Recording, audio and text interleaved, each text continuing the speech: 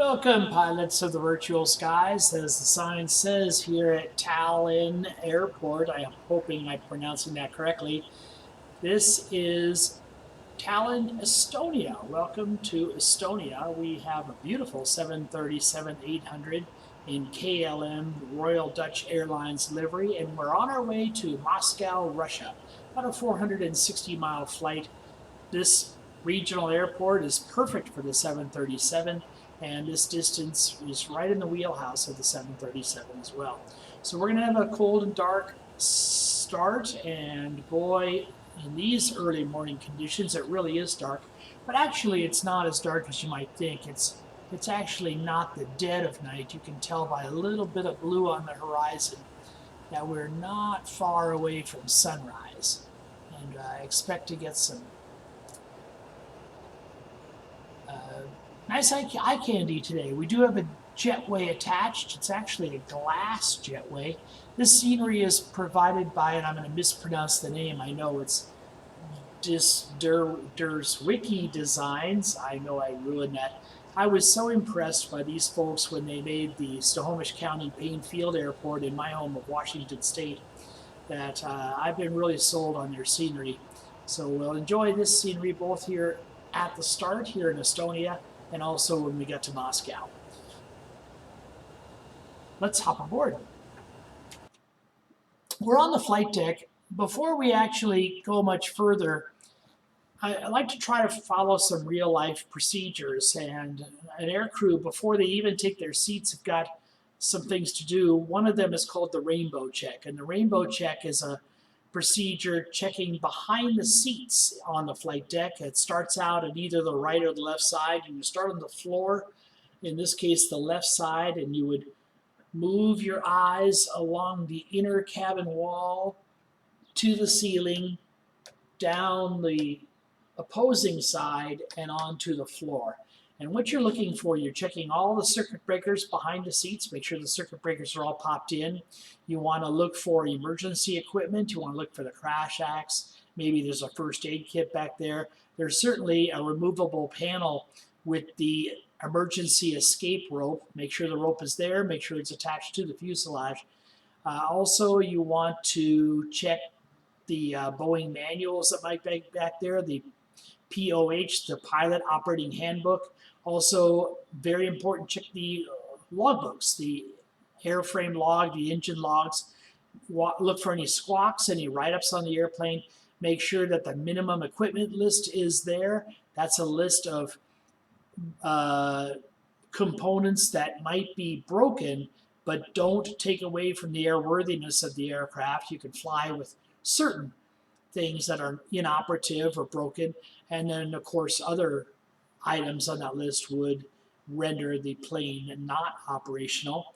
Check for the certificate of airworthiness. There might be a radio operator's license. There might be a registration, aircraft registration. All those can be found during the rainbow check. So once you've done your rainbow, hop aboard.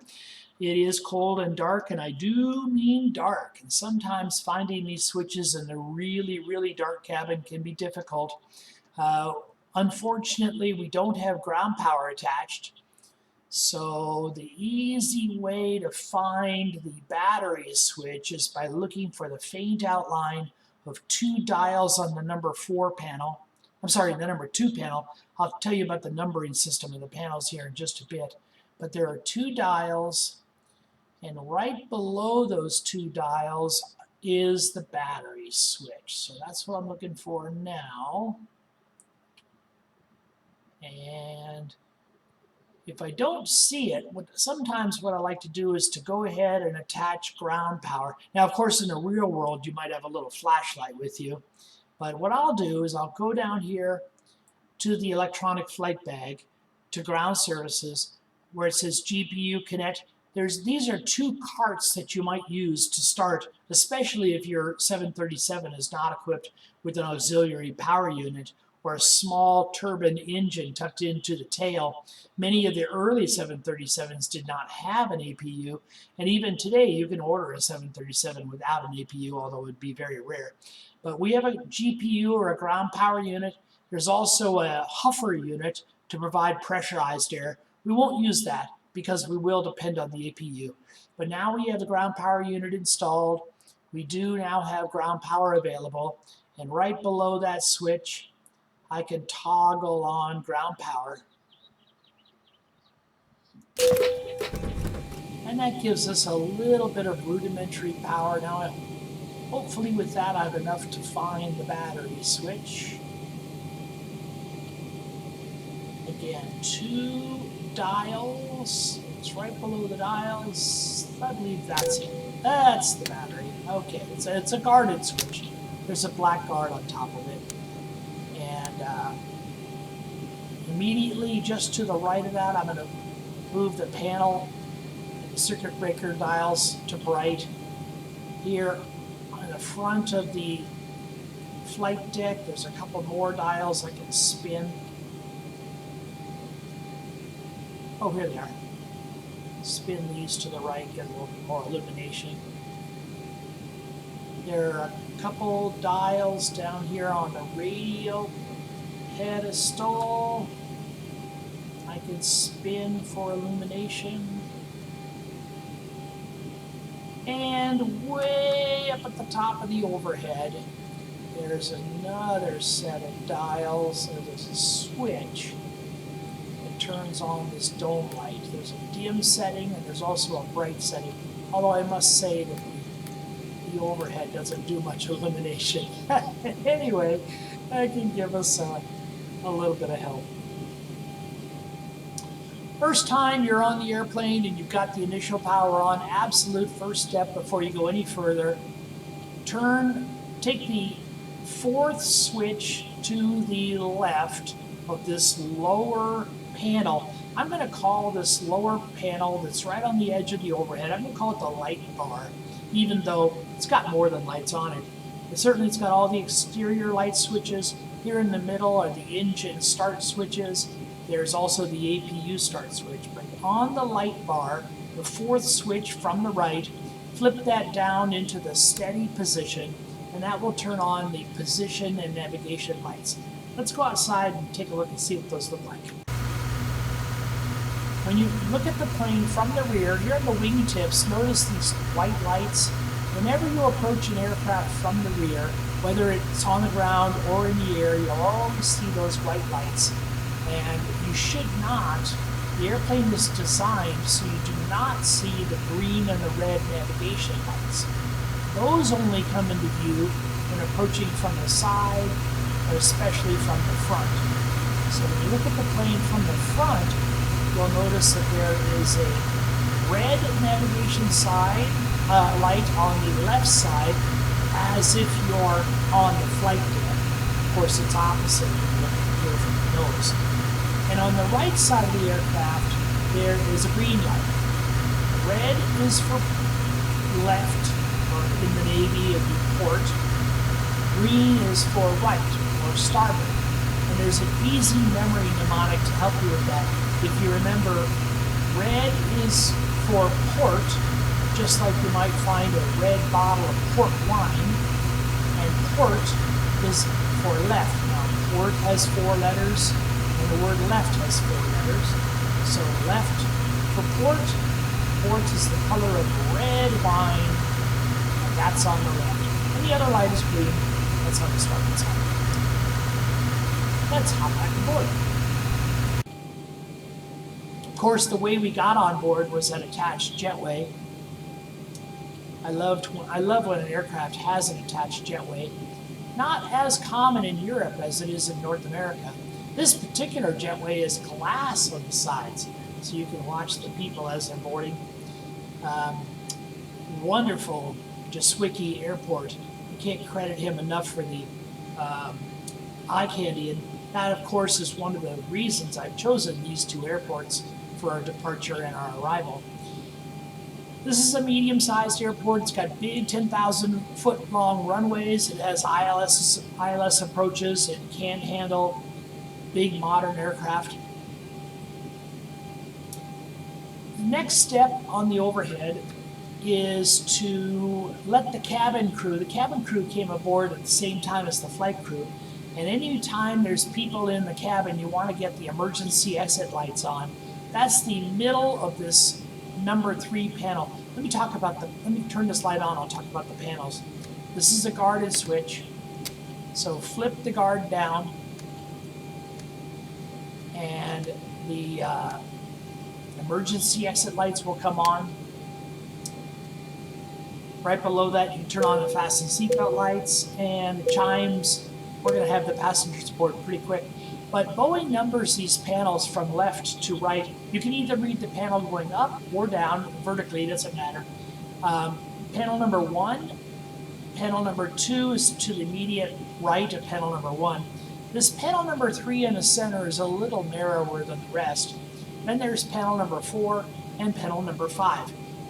Airline crews get into what are called flows, and they rehearse and they rehearse and they rehearse to do things the same way every time. A checklist is used to verify that critical steps are not missed, but a checklist does not cover every switch position or every procedure. So the air crews will go through their flows, making sure that they accomplish every procedure. And then after that task is complete, then they will take out the checklist to verify that the most critical of those procedures have been followed. So my intent here in the next half hour is to go through every single switch on the overhead and every procedure, and a checklist won't cover all of it. First thing on panel number 1, in the lower corner, you can see the fuel pressure, or the fuel pump switches. We have fuel in all the wings and the center lines, so we're going to use all the fuel pumps, but not now, the engines aren't on. But this is the fuel panel switch and the crossfeed switch. You can see that the crossfeed, when you turn the crossfeed dial, it will illuminate brightly while it's a butterfly valve. You can imagine a butterfly valve if you've ever seen one in like a car or carburetor. While the valve is being moved, it will illuminate brightly, and then it will go to dim once it's in its new position. But that's the crossfeed. Just above that are the display and navigation switches. All these should either be in the both position, the auto position, or the normal position. And this determines when what source the navigation is getting its information from, and what display should put out that information. All there on those switches. These are just above, these are guarded switches. And a guarded switch the guard should usually be left down. And these are the alternate spoiler controls, flight controls, and flap controls. The yaw damper switch can be turned on once we have APU power. Just above this are the leading edge and flap position indicators. We can push the test button and see all those lights illuminated.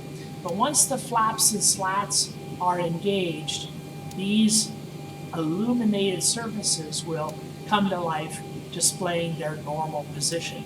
One of the first things you'll see on the checklist is check the landing gear. Here in the middle of the number 4 column, you can see the landing gear position, all the landing gear down.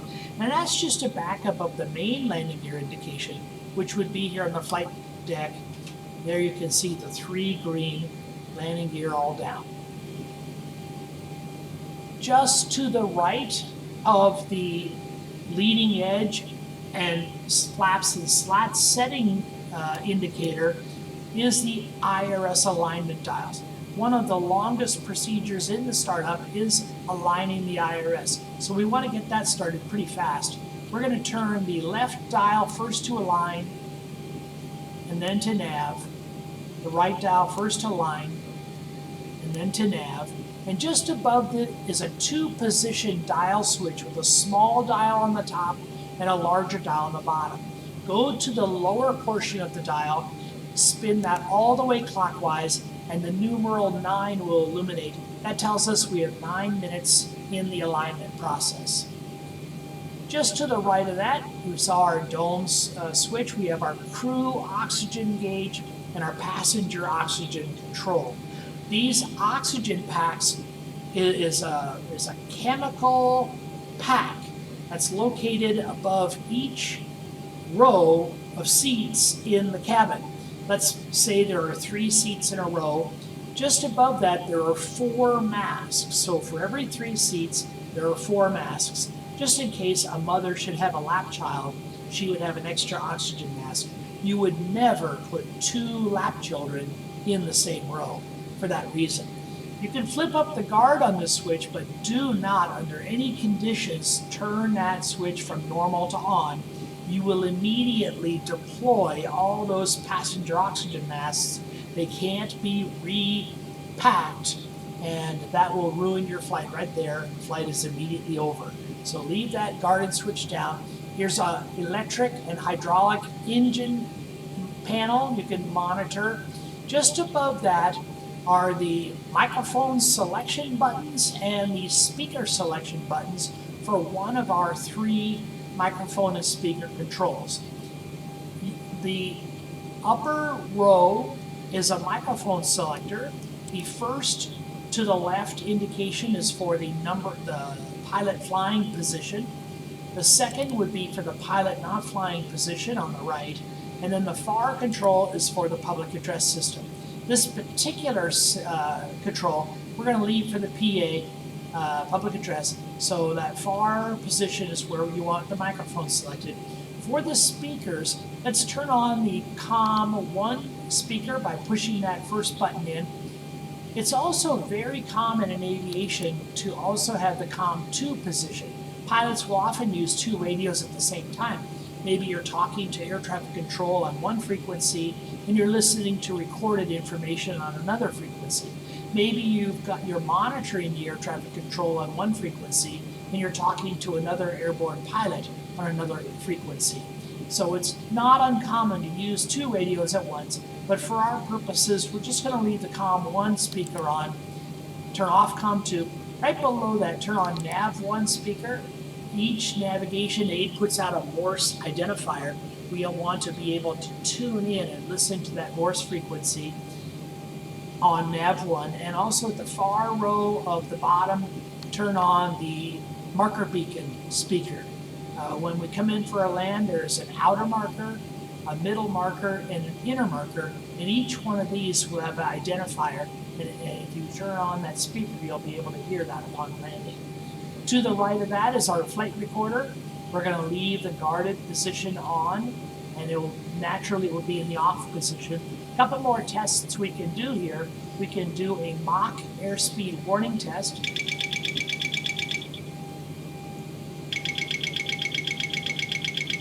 And we can do a stall warning test. Mock warning will come on if you're low airspeed, below flying speed, into stall speed, or if you are beyond the never exceed speed. You're flying too fast or too slow, and you will go with a mock airspeed warning and or the stall warning. So we've checked out number 5 panel. Now let's check out number 4 panel. Number 4 panel to the immediate right, you can see there is a monitor that tells us our amperage. Right now we're on battery position, so those are DC direct current amperage. You can also move that over to the alternating current settings.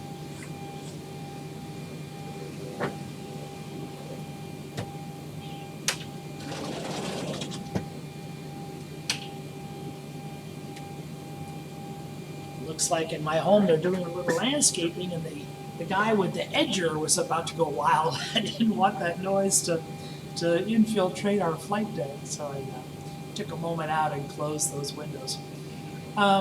We have, right now we're on a turbine ground power, not from a plug, but so you could check those amperages out using this control power. Just below that is standby power. We'll leave those guards, the shielded guards, down. This is one of the most important panels on the overhead. It's called the electric bus. And the bus is used to transfer power from a source, could be one of several sources, onto the airplane. Right now we are on power from a cart. We could also get power from a ground plug from a building, that's AC power. We could get power from our onboard auxiliary power unit. That's a small turbine engine tucked into the tail of our airplane. It's very similar to the other two engines that we have, and we will use that a little later on. Or we could get power from the engines themselves. And whatever the power source is, whenever we change power sources, we will have to do it through this electric bus. The outer switches control the power from the engines, and the inner switches control the power from the APU. At Boeing, and this has been true ever since the World War II bombers, whenever a switch is in the down position, down means on, up means off. So for instance, our position light, when we turned it on, we pushed it down. When we turned on the fasten seatbelt light, we pushed it down. All Boeing switches, down means on, up means off. Well, if you were ever to transition from a Boeing to an Airbus, you would have to reverse your thinking.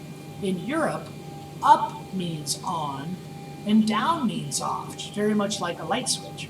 So you would want to, and that's just one of many, many differences, but transitioning from an Airbus to a Boeing or vice versa can sometimes be very difficult, that being one among other factors.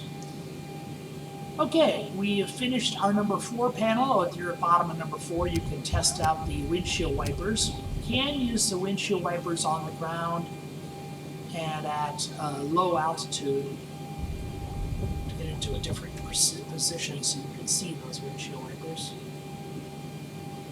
Oh, they're not on. I wonder why. Oh, there they go. Yeah, the windshield wipers are working. You can see them, and if you listen real carefully when they cycle, you can hear them too. But not at high speed. You wouldn't want to use those at high speed.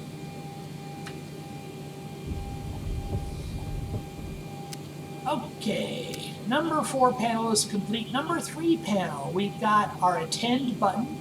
This is used, usually a double ding is used when you want to tell the flight crew, or the cabin crew rather, that they can get out of their seats to start their cabin service. Usually that's above 10,000 feet on the climb. And during the descent below 10,000 feet, you would give a double ding to let them know to take their seats, prepare for landing. Also, the internet service would end and we would lose our contact with ACARS, the dispatch text service. Not fully sure when you would use this GRD call. It is here. Just above that, the emergency light switch we talked about, the equipment cooling switches, and the dials for our switch illumination. And the dome light switch. All that on the number 3 panel. Also the service interphone switch. This should usually be in the off position. Number 4 panel has our window heat. At least 10 minutes before flight, you want to get the window heat on. This will defog or defrost the windscreens. You would not want to turn on the next set of switches until we're pulled away from the gate. These switches turn on heat to the TAT, or outside temperature probe, the AOA probe, the angle of attack probe, the static ports, and other external surfaces. And these surfaces can get hot. We have ground personnel in the vicinity. You don't want to take a chance on injuring them. So you would leave these heat switches off until we pulled away from the gate. Wing anti-ice and engine anti-ice can be used on the ground, but mostly these for the air. Whenever there's visible moisture, such as rain or cloud, and it's above and it's below 70 degrees Fahrenheit, you have a chance for icing. So to prevent icing, mostly in the air, but sometimes on the ground, you'd use the engine anti-ice and the wing anti-ice switches. Of course, if the conditions are severe enough, you would get wing treatment before takeoff. Here's where we can put hydraulic power pressure onto our hydraulic system. I'm not going to actuate any flight surfaces right now. Used to be I would be in the habit of turning on or extending the flaps to takeoff position here at the gate. That allows, while we're doing the inside checks, the pilot not flying, she's a woman, I'm a lady first officer today, she's outside doing the external checks, and she would check to see that the flaps have extended, there's no binding, there's no misalignment, but I've later become of the philosophy to not move any control surfaces until we're away from the gate, and that will prevent any injury from moving surfaces. So we have put on the hydraulic pressure so that she can check for leaks in the system, but we haven't actually moved any control surfaces.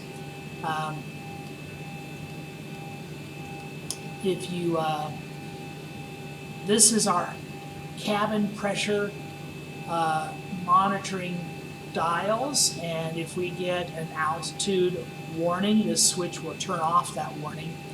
Just to the right of that is our cabin pressure control. Usually this is all automated. We set in our cruise altitude, which in today's circumstance is going to be flight level 340 or 34,000 feet. And we also want to put in our landing altitude. Our altitude here at this airport, I looked it up just a little while ago, but I have since then forgotten it. So I'm going to look it up again real fast.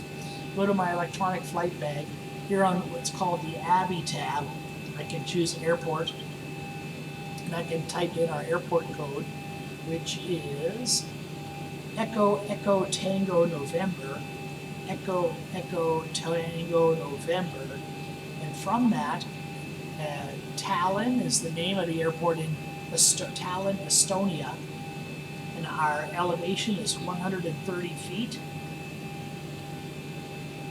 AGL, so I can, this is in 50-foot increments, so 150 would be the closest to that. And then while I have this information tuned up, I can notice our ATIS frequency is 124.87. We can tune that in, 124.87. This is recorded information of a routine nature, and by listening to this information, it prevents the controllers from having to repeat the same information all the time to everyone.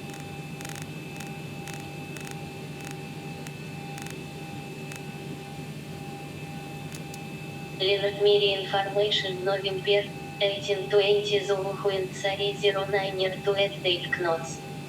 Visibility 6 miles. Sky condition VFR. Temperature 11, dew point 4. Current altimeter is 3018. Arriving and departing runway 08. Limit media information Whiskey 1820 Zulu wind 09 to at date knots. Visibility 6 miles. Sky condition VFR. Temperature 11, dew point 4. Current altimeter is 3018. Arriving and departing runway 08. Limit media information Hotel 1820 Zulu wind 09.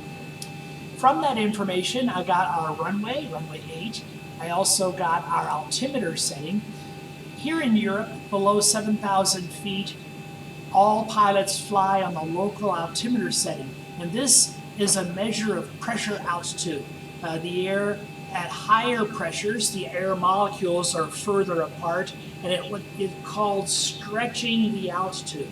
All pilots become amateur meteorologists, and usually when you see a high pressure like that, above 2992, that by the way is a North American standard. In Europe it would be more common, instead of using inches of mercury, they would use a unit called hectopascals. But 3018 is a North American convention, and it's indicative of a high pressure day. It doesn't necessarily mean high temperature, but it means clear skies and usually good flying. So high pressure days are what you like. 3018 is our altimeter setting. That's going to go in the main display. It's also going to go in our backup, our emergency display. It's 3018. Should we lose the main displays, we can fly by this backup. This is called an attitude indicator. This is actually 5 instruments all combined together. An attitude indicator tells you your relative pitch and roll information. That's one instrument. On the right strip is an altimeter, which tells you if you're climbing or descending or what your current altitude is. On the left strip is an airspeed indicator, telling you if you're slowing down or speeding up or what your airspeed is. And on the bottom is a heading indicator, telling you magnetic direction or heading. And then the last instrument, during approach to land, push this APP and a little graphic interface will show along the edges telling you your approach course to an automated landing or an ILS landing. So very handy to have 5 instruments all wrapped into one, especially if it's used for emergencies like this standby indicator is used for. Okay, so I believe we left off at the pressurization panel. Just above that on the number 5 panel are our air conditioning packs. I'm going to turn the lower switches all onto the on position. This is called dual bleed. The middle switch is for the APU bleed, and the other switches are for the other air bleeds. And when we start the engines, we're going to look at this dial called duct pressure. We need all the air pressure we can muster. So we're going to have dual bleed on the air pressure. And for right now, I'm going to turn the air conditioning packs on to provide comfort in our cabin. But when it comes time to start the engine, we'll shut those air conditioning off just long enough to start the engines. Never actually touched this overheat test button, but that's another test we can do. Overheat test button, and you can see the lights illuminate there on the screen right below us. And the recirculating fan switches, and I'm going to leave those alone. I believe these are temperature switches. Usually these are left in the auto position, but there's a forward cabin, aft cabin, and I'm not sure what cont cabin stands for, but that's that. Oh, here we have dials. Well, forward cabin, aft cabin, passenger cabin for the duct supply, and trim air. Okay. Way above all that is we did the stall warning test, the Mach speed test, and we saw the flight recorder switches up there at the top. So the overhead is complete. Let's go down here to the radio pedestal. Get better square on view. You remember, I like to have the COM 1 speaker on, but not the COM 2. We'll turn those off. The nav 1 speaker, the marker beacon on both, and the pilot flying side, the microphone is in the leftmost position, and the pilot not flying side, you can see right now it's set to in-op. Well, in-op doesn't do us any good. We want the pilot not flying side to be in the number 2 position, right there. We can do a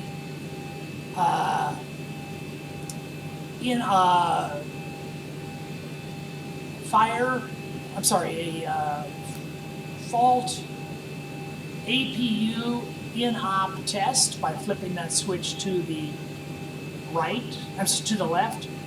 We can do a fire wheel well engine overheat test by flipping that switch to the left. We can do a cargo fire test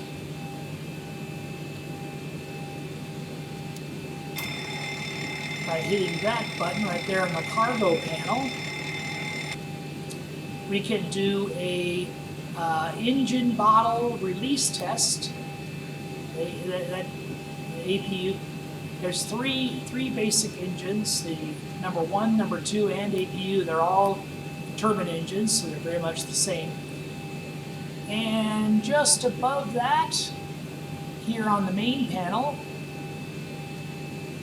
actually, let's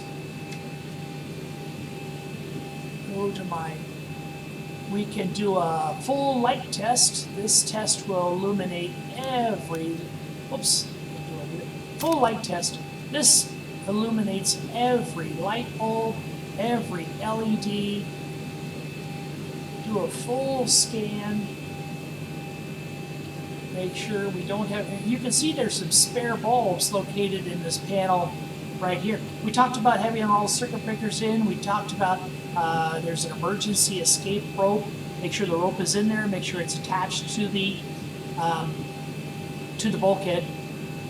Also here on the floor, if we go back, I'll finish the light test first.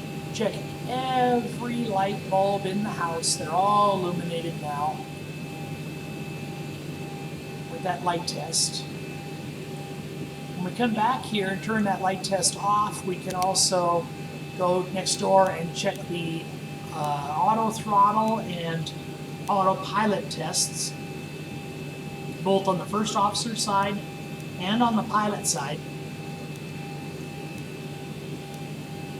And then right behind the radio panel, there is a panel in the floor. You can flip this panel up. I would do this during the rainbow test. There's 3 pull valves here, and these 3 pull valves operate the emergency landing gear extension. So if you had a problem extending the landing gear, you can reach back here, pull on these 3 valves, and that'll help you get the landing gear extended. Okay, some very useful tests.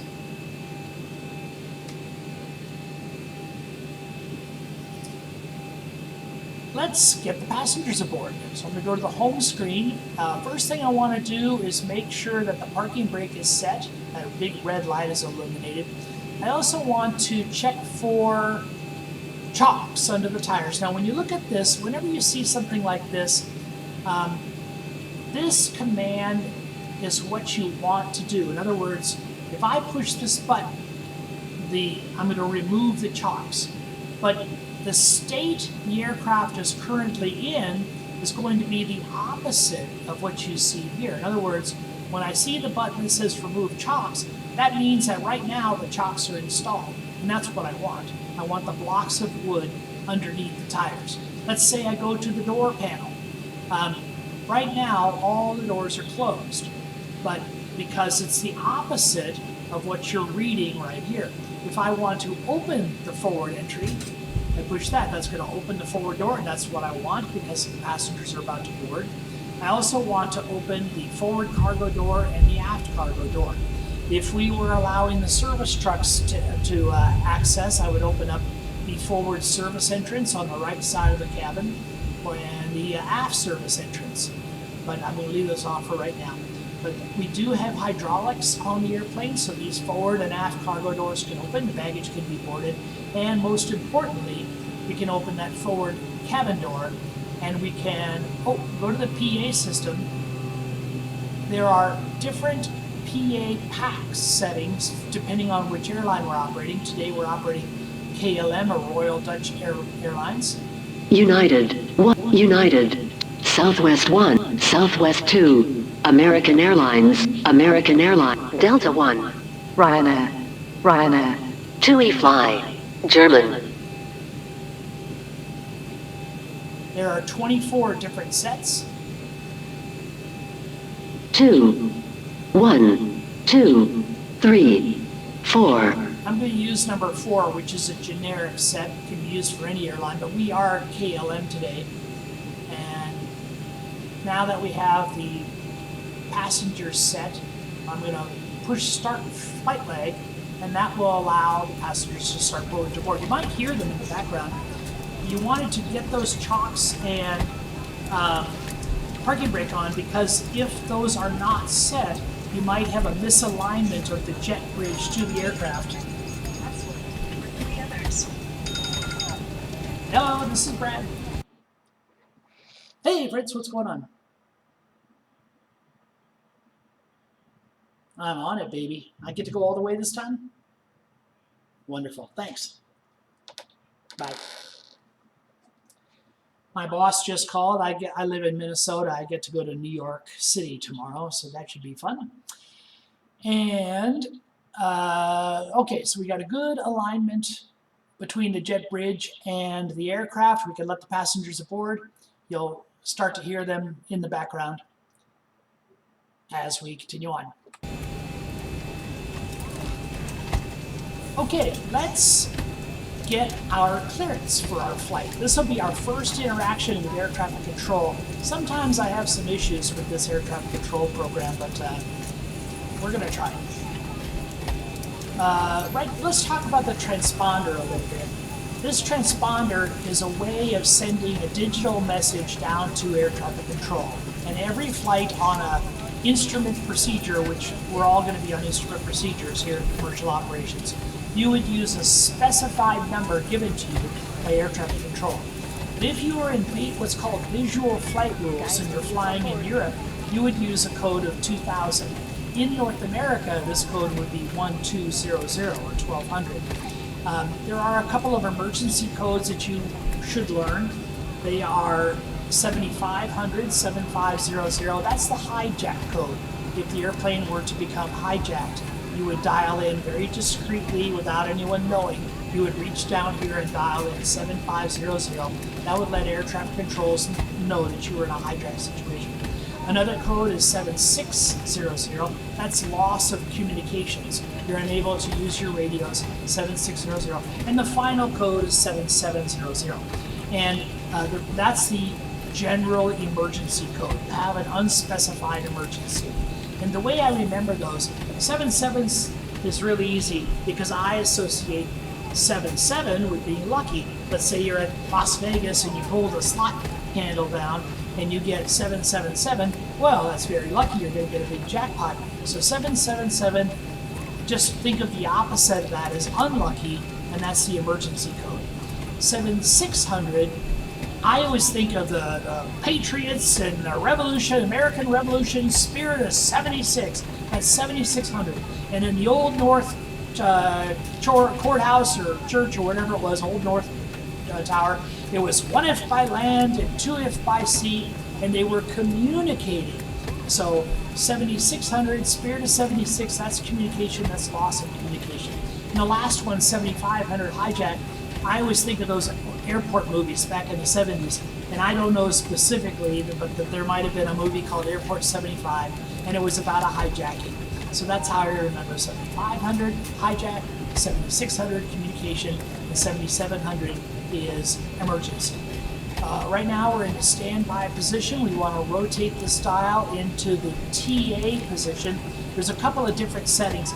TA is what ground controllers use to monitor your progress on the ground. And then the next one over to the clockwise is called TARA.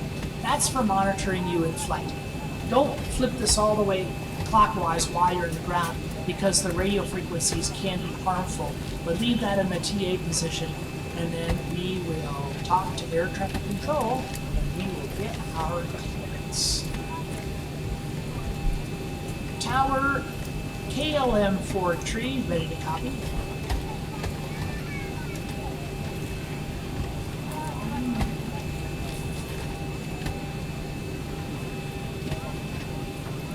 Oh, I know what I need to do. Microphone really is only good in the headset. So I need to get good microphone controllers.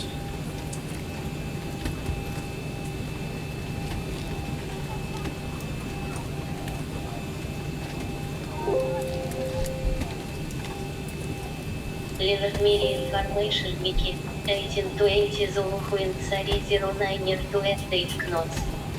Visibility 6 miles. Sky condition VFR. Temperature 11, dew point 4. Current altimeter is 3018. Arriving and departing runway 08. Leonard Media Information November, 1820 Zulu Queen Sari 09 to Date Knots. Visibility 6 miles. Sky condition VFR. Temperature 11, dew point 4. Current altimeter is 3018. Arriving and departing runway 08. Leonard Miri information Quebec, 1820 Zulu wind 309 near to at 8 knots. Visibility 6 miles.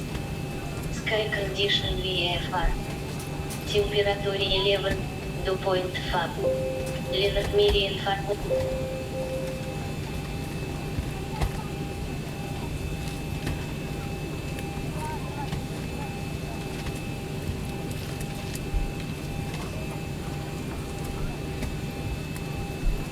Just taking a moment to get my radio set up correctly. My virtual first officer is going to be handling the radios today, so I don't have to worry about a lot of it. But I'll do the initial call.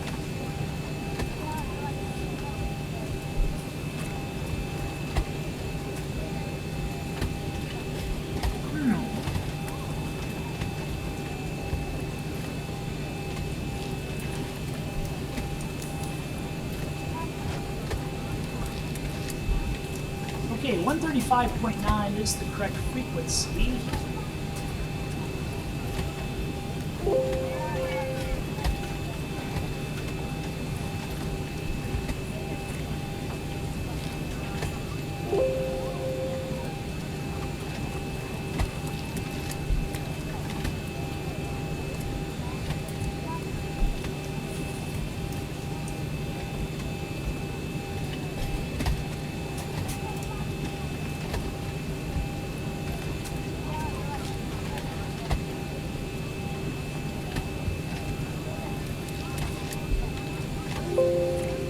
This air traffic control program is called Pilot to ATC, and other than a live controller, this is, I found, to be the most accurate program there is. Not only does it allow you to fly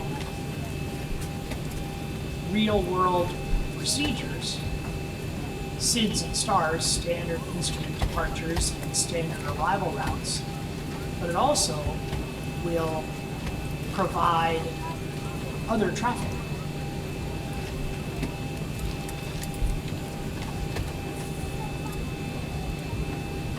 But it's a separate program from the flight simulator. It has to connect to the flight simulator. So that's what we're doing now. Just trying to get a good connection.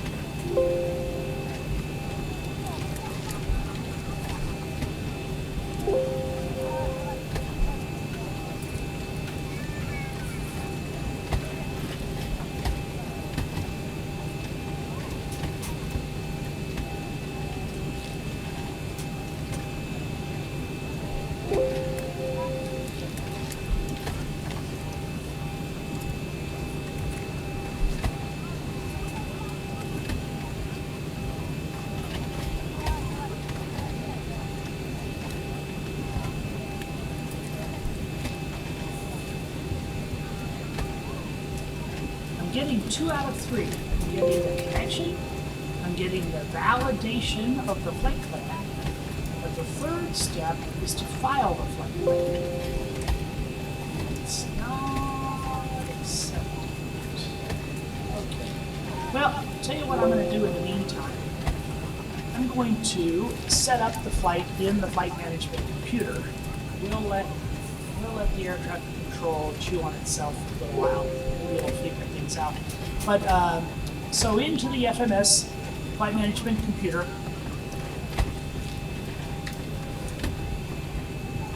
And we want to check the aircraft and model 737-800 with winglets. We have a 26,000 pound engine rating.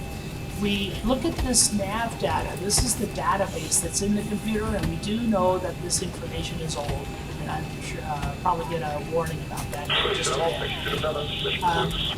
And the IRS has now been aligned. It's had 9 minutes to align, but it needs coordinates to base itself on. So we're going to give it that. When we go to this next, I'm going to push clear. Nav data out of date. I'm going to push clear. And then I'm going to push position initialization. And these empty square blocks, this is required information. And the computer is just begging to know where it is. Well, you can tell here's our last position. And in the days before GPS, this is exactly what pilots would do. They would select their last position, and that would suddenly become the beginning position for the next flight. That works out well most of the time, but a plane could be towed into a hangar for maintenance, it could be moved to another grade, a number of things could happen to it. So today we've got a better method. What we do is we go to the next page, page down, these two, page up, page down, previous page, next page. We have 2 onboard GPS units installed, and they give very accurate information. You can tell right here they're both identical. So I'm going to select one of those by pressing on the left button next to that information. It's going to go into what's called the scratch pad, this lower area. I'm going to push previous page, and I'm going to move that scratch pad information into the IRS position. And you can see that there's just a very slight, 0.0 instead of 0.2, very slight difference. But now that becomes our basis for our IRS position, and you can see that all of our flight displays have now come alive now that that information has been supplied. So we'll type in our reference airport. That's our starting location. It is EE Echo Echo Tango November. And before we started today's flight, I inserted that information into the flight computer so it knows it's in there. You don't need to have gate information. If you have a gate, that's fine. Gate information is not really necessary. I don't see what gate we're at offhand. Oh, gate 12. We'll see if the computer will accept gate 12.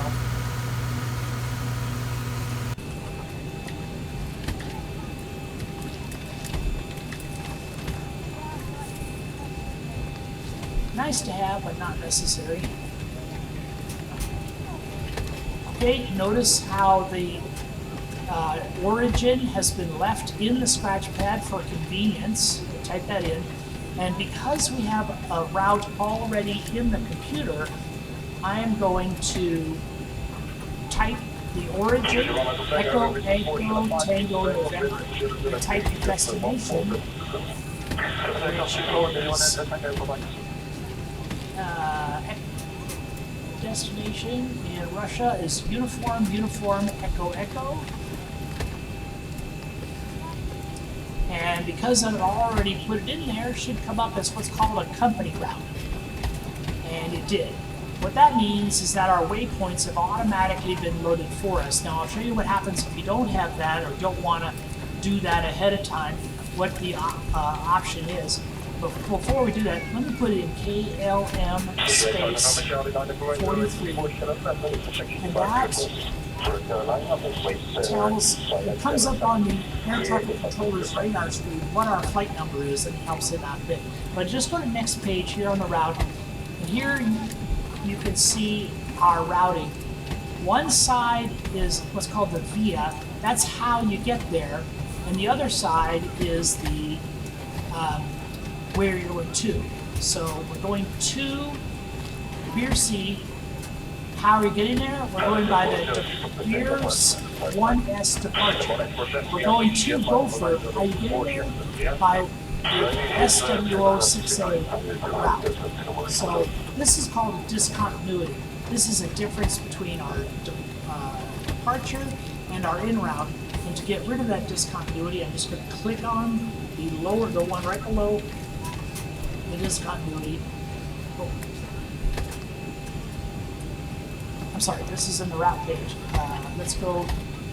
I'm going to push activate, execute, and let's go to the legs page. The legs page will show us that discontinuity. So I go to the waypoint just below the discontinuity, click it into the scratch pad, and next, there it is. And that discontinuity is now complete. So you can see our waypoints that have been added and to runway 6 in Moscow. That runway and procedure that I've already loaded in, that can change. And if it does change, we're able to amend this routing while flying. Some air crews will choose not to put in the arrival information until they're in the air because they know it can change. I like to have at least an initial place to go to, full routing. We can always change it in the sky, but some pilots won't do that, they'll just wait until they're here. So that's our routing. We're going to put in some performance information. Zero fuel weight is the weight of the aircraft, no fuel, no passengers, no cargo. And this number doesn't change very much. In real life, you would have to type this in. For our convenience, that number has been saved. All we need to do is click on it. There's our zero fuel weight. Here's the weight of all our fuel. You can see our 2 wing tanks are full. We have a little bit in the center line tank. And this is the gross fuel weight, all cargo, plus the weight of our passengers. A standard man, now these numbers were invented a long time ago, but a standard man weighs 170 pounds. A standard woman weighs 130 pounds. And they've taken the passenger count, multiplied it by those amounts, added our cargo, and our fuel, and that gives us our gross weight, which is in real life, you would need to type in that gross weight based on your calculations, but that's been figured for us. Our alternate airport for today's flight is at a place called Stevia, and Stevia is just east of Tallinn.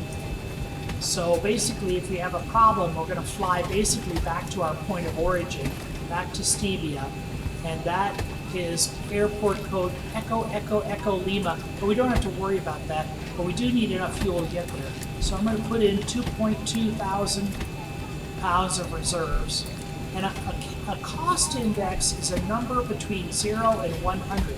And this is a number used by the airlines to determine how efficient the airplane is. If it's a low number, the plane will be more efficient. If it's a high number, it'll be less efficient, it'll get you there a little faster.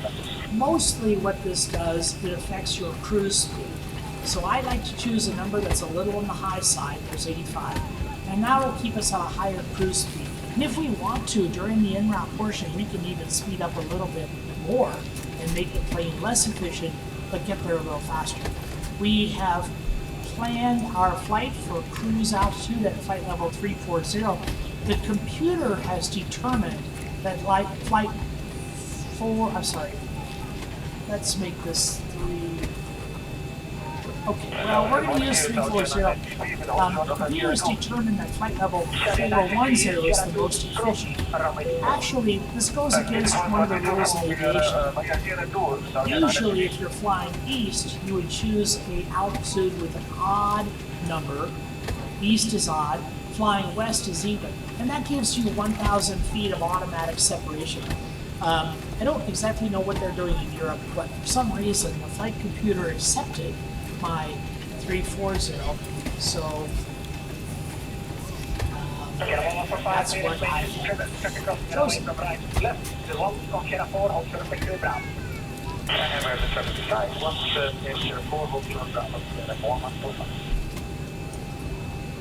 looking over at the air traffic control program, it's still having a little trouble accepting our flight level. You know, I don't know for a fact that that might be one of the problems, but maybe it is. I'll go to our cruise altitude, and I will change that to a more appropriate flight level, which should be 350. Maybe that will make a little difference. A couple of things I've told air traffic control. I tell it our flight level, I tell it our expected climb performance, and I tell it our expected descent performance. And based on that information, it calculates when the top of climb should happen, and most importantly, the top of descent, when we can start descending toward our approach. So I've changed. Ten over 395, line up and wait, tower 1 is left second 6.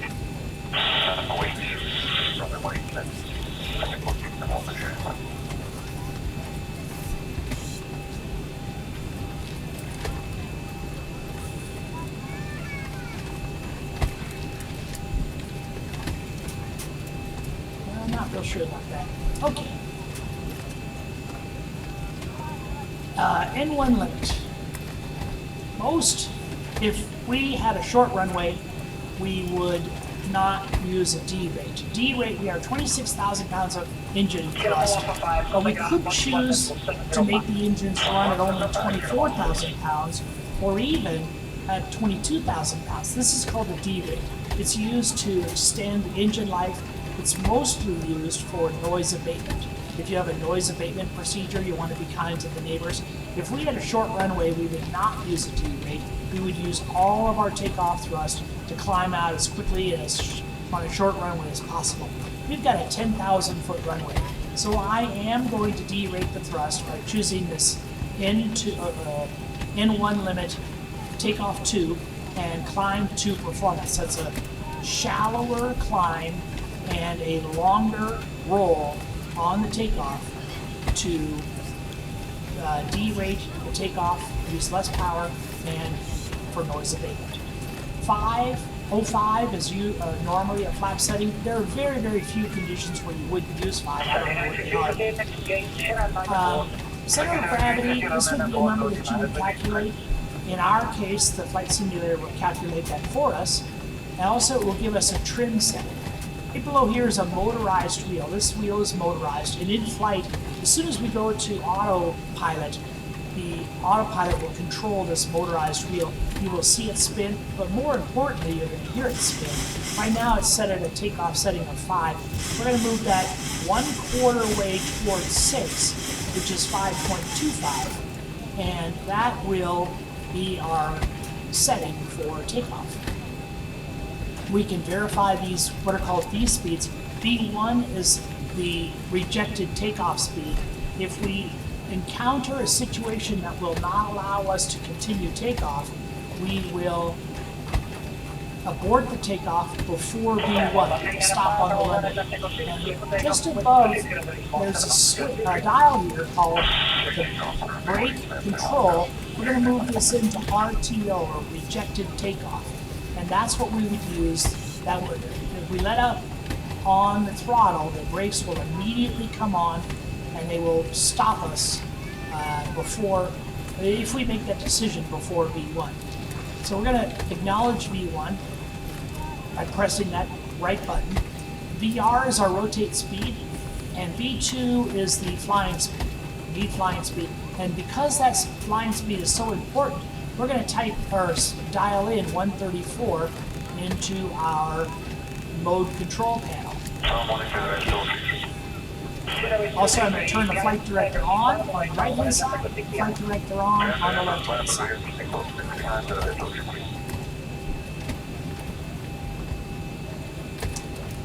Okay, I think our air traffic control program is behaving itself, so let's get our clearance.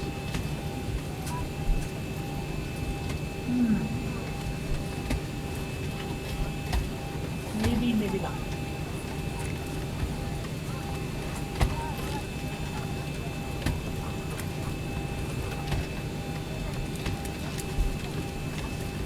Tower.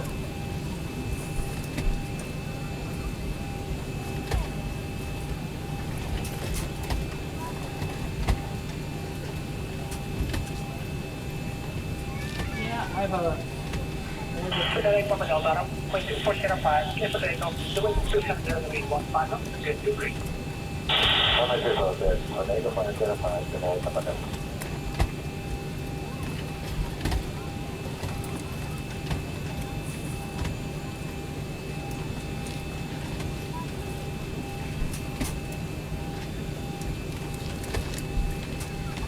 This is Microsoft Zero. This is Microsoft David Desktop. I will be one of your random voices for this flight. This is Microsoft Paulina Desktop. You will be your ground controller for the flight.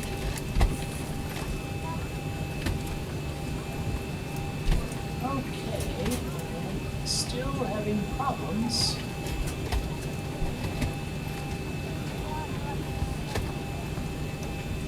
Today 233, runway 18 left, Echo 6, clear for the Echo, wind 26 to 816, good 2 3. Runway 18 left, Echo 6 left, take off, runway 233.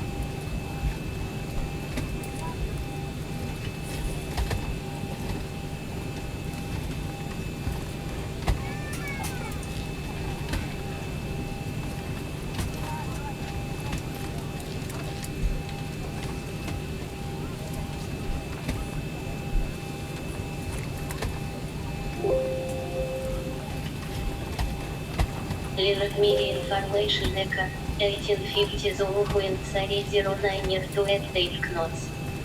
Visibility 6.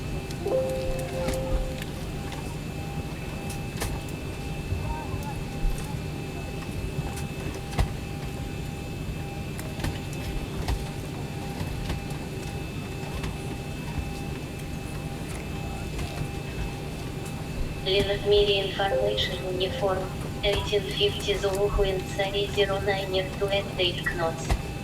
Visibility 6 miles.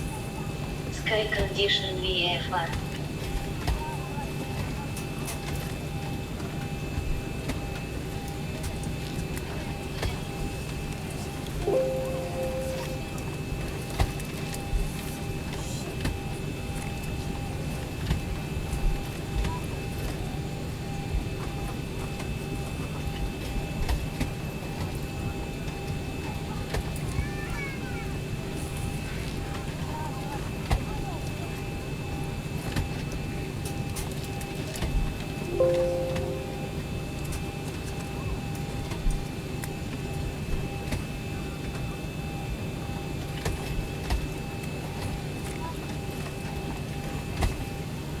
Linux Media Information Golf 1850 Zulu Wind 09 to 8 knots. Linux Media Info.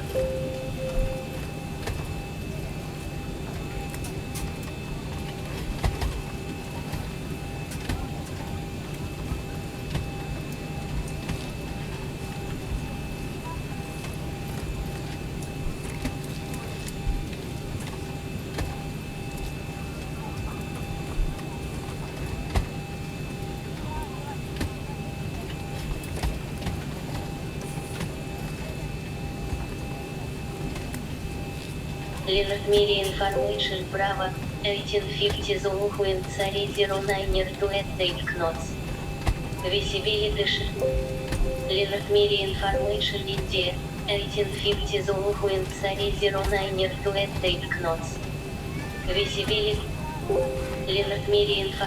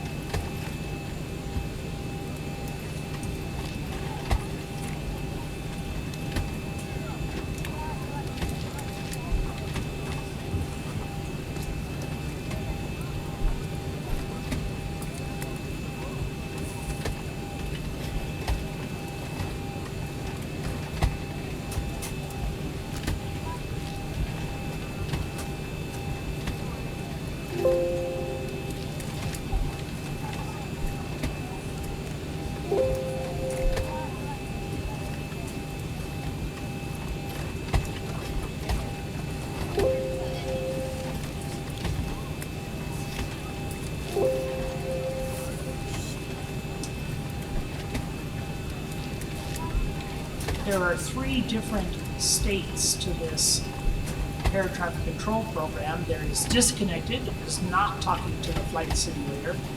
There's what I like to see, I call it a hard connect, and that's when I get a big bright green light on the flight simulator. And then there's what I call a soft connect, and it's sort of connected, but not connected enough. That's what I seem to be getting most of the time.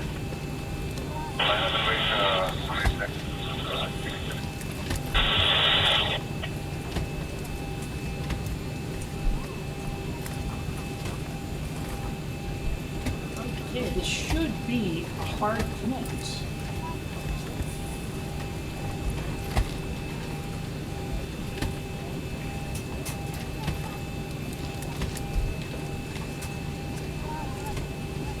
Tower KLM 4 tree, ready to copy.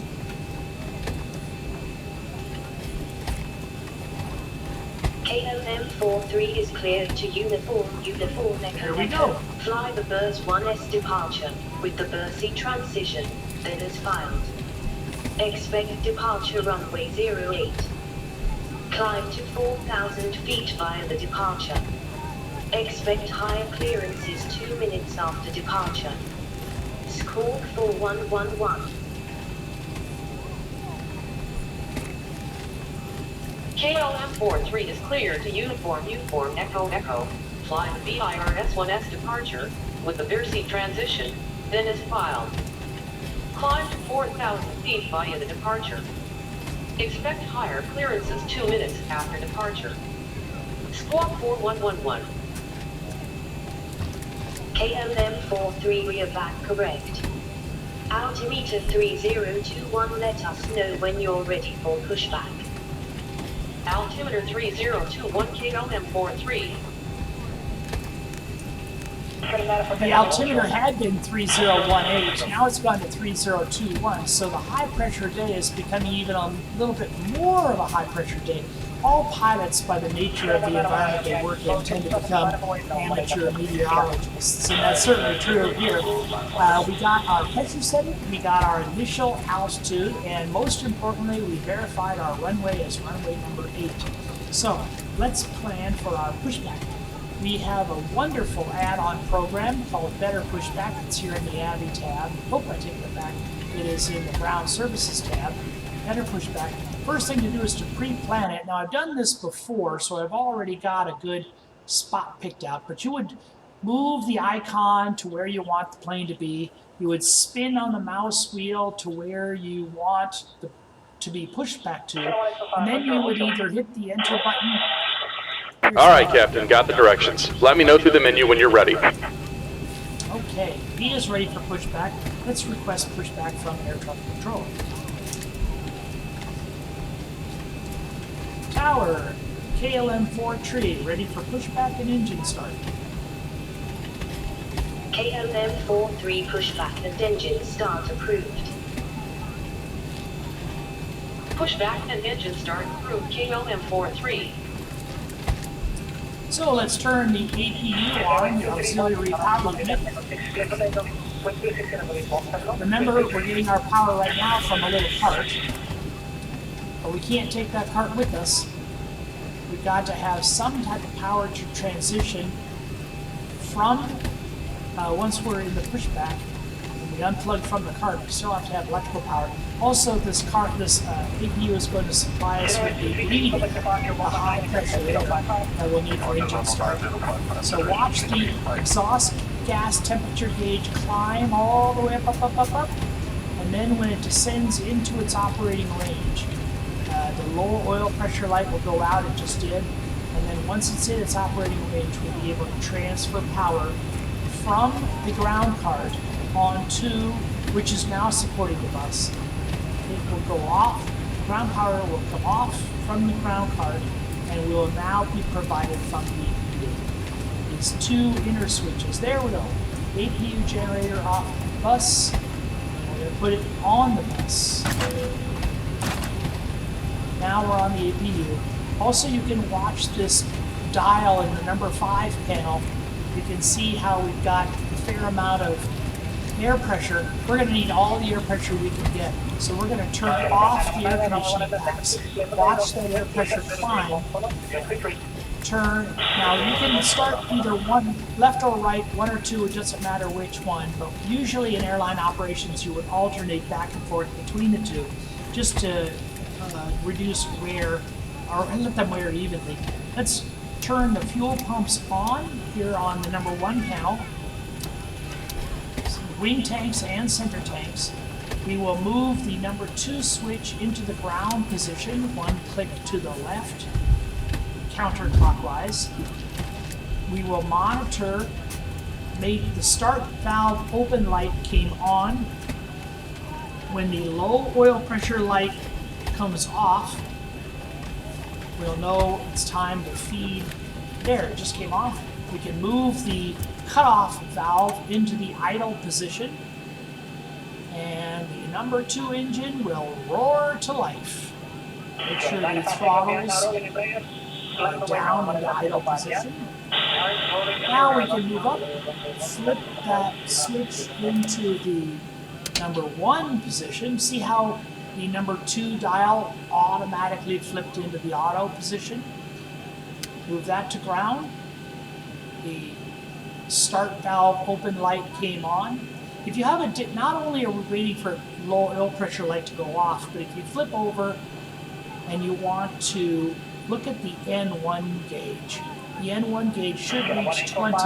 Once it reaches 20, then the low oil pressure light came off, and we can move that number 1 valve into start.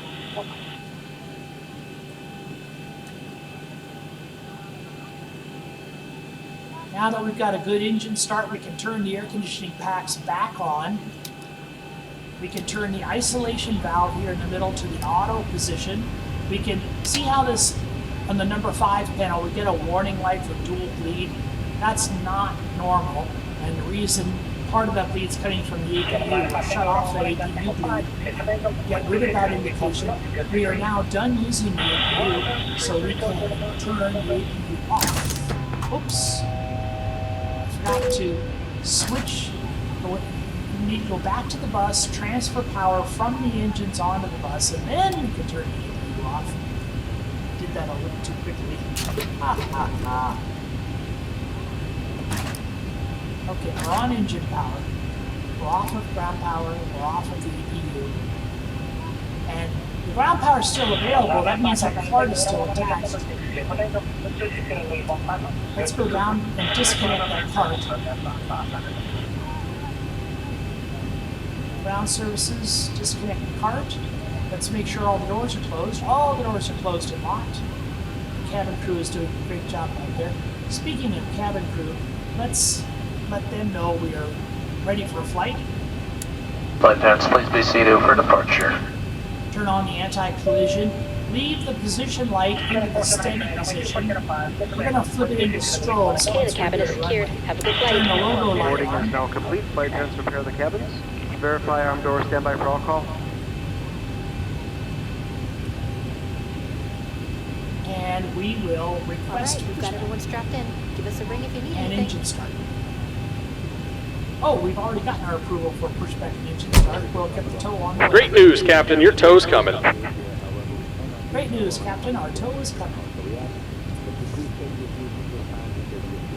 In the background, you might be able to hear a little bit of the cabin announcements. This is something you normally would not do in flight, but I kind of like to listen to the cabin announcements. So I'll leave the door open back there. You would never do that in flight, but until you get used to all the cabin announcements, I think it adds a level of immersion that I really enjoy. As a reminder, your carry-on luggage must fit securely under.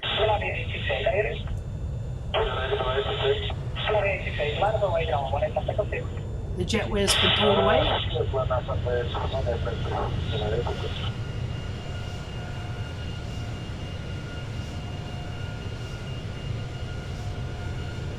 All right. Looks like the doors and hatches are closed and we're ready to connect.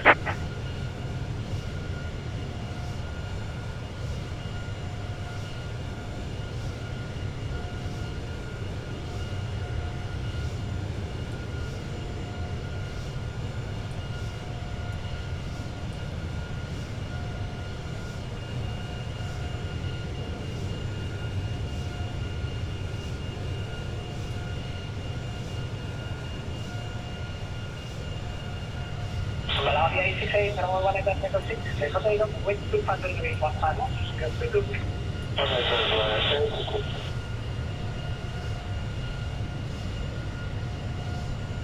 Welcome aboard, Captain. Tow's connected, bypass pins inserted. Go ahead and kill the parking brake when you're ready to go. Here comes the pushback. Following safety presentation.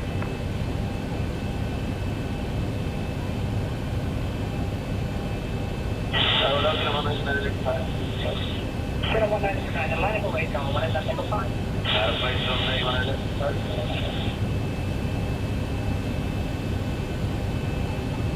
We're getting a warning for anti-ice here on the pilot not flying side, although if I look up I see that the wing ice and the anti-ice are in the correct off position. It's not too uncommon to have an errant reading. Just push on the master caution and that will go away.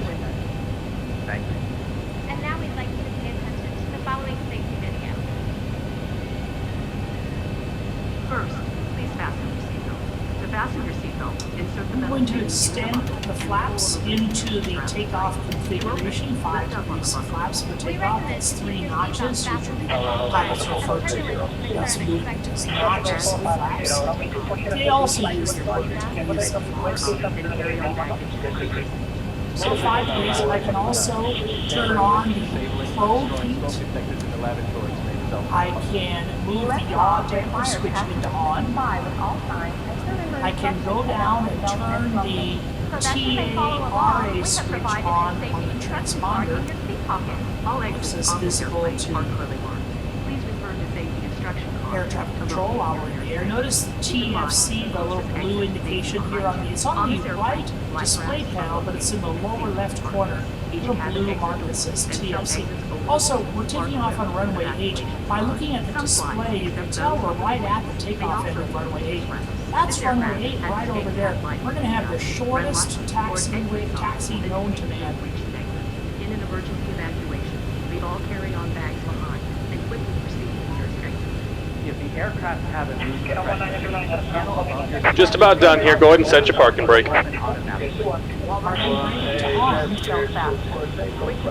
And we're disconnecting the tow. Give me just a moment. Put the yellow cuff over your nose and mouth. Lift the elastic band over There are your head. different tow operator voices. I like this particular one. He seems to have a little bit more personality than some. And also, they come with a regional influence. If you're taking off from Ireland or Scotland, you might hear a rogue in the voice. Everyone, they all speak English, but certainly regionalized. As well as you may have noticed some of the chatter background. That's all Eastern European and Russian chatter. Put the vest on over your head, wrap the strap around your waist, and attach the buckle. Pull the loose end of the strap to tighten. We have given the thumbs up. That little button I pushed at the top is a thumbs up. And we're disconnected. Signal and pin on the left. Take it easy and have a safe flight. I want to make sure that tow gets out of the way. I would not turn on the taxi lights or the landing lights until after that tow is cleared. In the daytime, it doesn't matter so much, but in the evening, you can blind them with the turn lights on. So taxi lights on, runway turn off lights on, hold off on the landing light and the strobe until we're at the runway. One thing I will do is a flight control surface test. Now these two middle panels are called the EFIS panel, Engine and Flight Information System. And there's the engine button. You can move all the engine information to the top, or you can turn it off altogether. Here is a systems button. Here's our hydraulic pressures, and most importantly for right now is our flight control indications. So I'm going to give left aileron. I'm going to watch the left aileron and the spoilers rise on the right side, descend on the left side.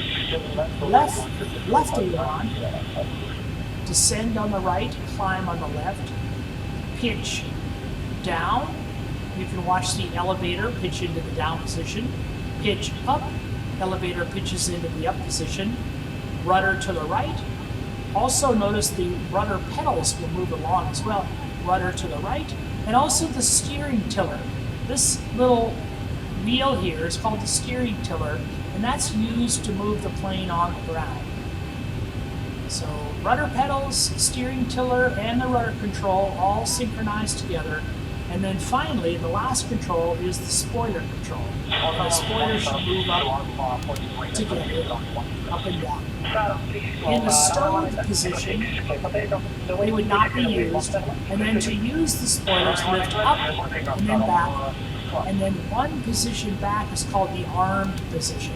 And if the spoiler is armed while you're landing, then when the wheels touch down on the landing surface, the spoilers will automatically deploy, they will destroy lift, they'll transfer the weight of the aircraft more thoroughly from the wings to the wheels. Time to taxi to the runway. Now, I had this happen before where I requested a taxi, but because we are so close to the threshold, the controller actually cleared me for takeoff. There is no separate ground controller here at this airport. It's all done by one tower controller. So if we get, we might get a clearance all the way to takeoff, even though we're just going to taxi. Tower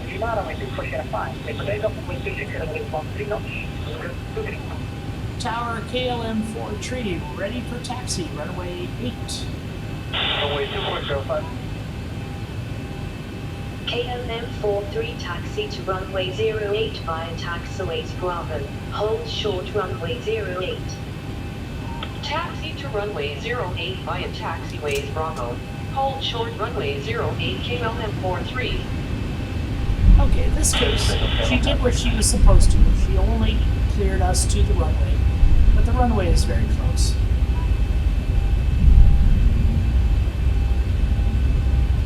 I was a little surprised last time. She said, cleared for takeoff. Oh my goodness, I wasn't ready for that. KLM 43 advise when ready for departure. Welcome KLM 43. We're at the runway threshold. Let's turn on the runway lights. I'm going to move the strobe position light into the strobe position. I'm going to turn the engine control dials into the one right click to the right. That is the continuous fire position. Just one more scan of the overhead. I want to move the auto throttle into the armed position. I want to start the clock since the earliest days of aviation.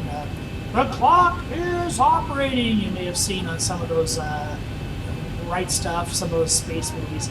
Not only does the clock help you calculate the fuel burn and engine performance, it's always been done in aviation. Start that clock when you're ready to roll, and we've already switched the TCAS into the TARA position, and I believe we are ready for the magic to happen. Tower KLM 43 ready for takeoff.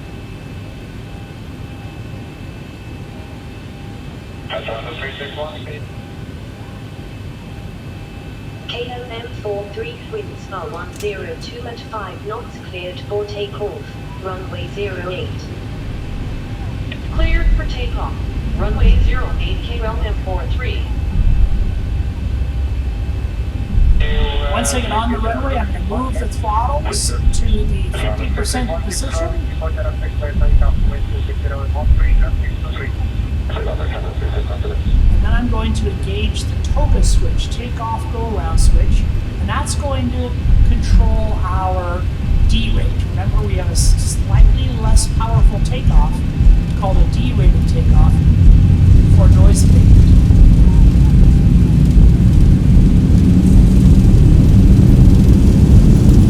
Knots.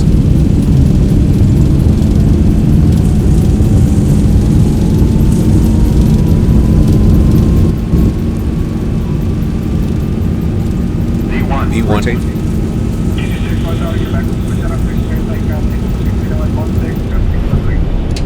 Positive rate. KLM 43 contact talent control on 122.9. Have a good morning. Center on 122.9 400. KLM 43.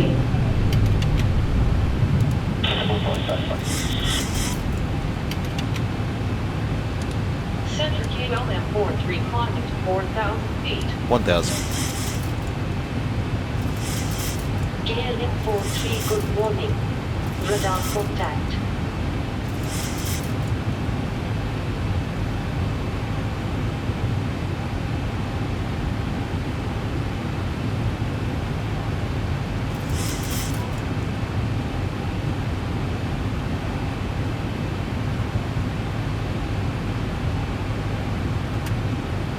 At 400 feet, I raised the landing gear as soon as we had That's positive okay. rate. And maintain flight level 130.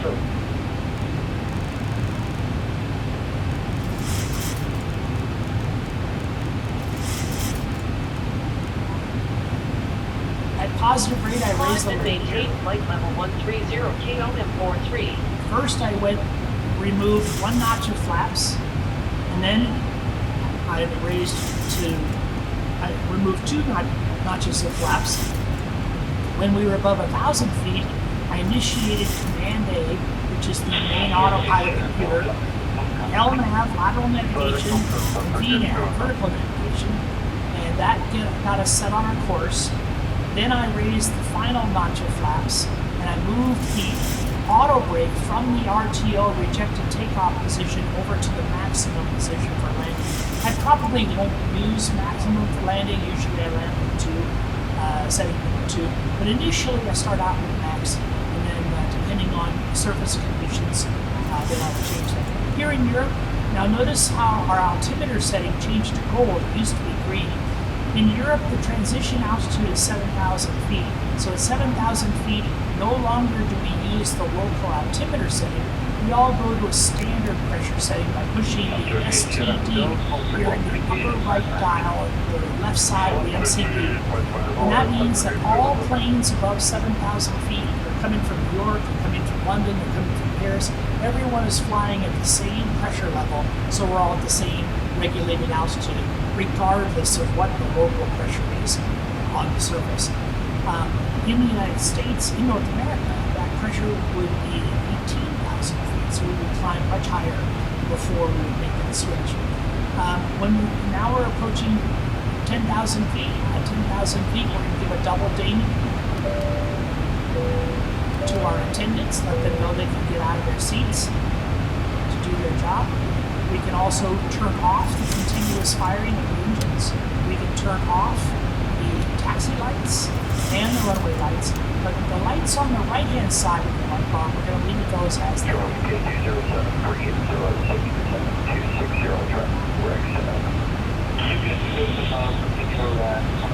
Let's see hi to the folks. Ladies and gentlemen, as we climb to our cruise altitude, more folks from flight deck. For your safety, it's important to remain seated with your seatbelt securely fastened anytime the seatbelt sign is on.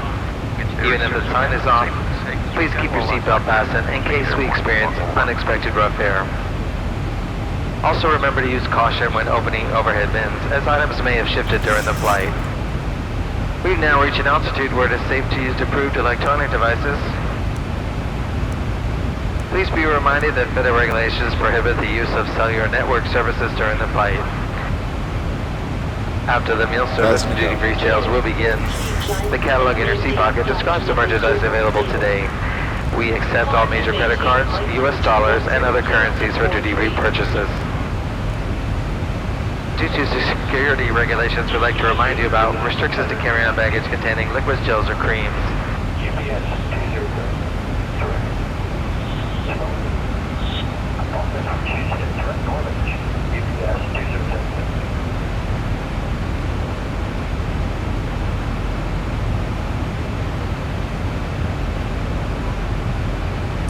We've been given a step climb. The initial altitude was, I think, it might have been 4,000.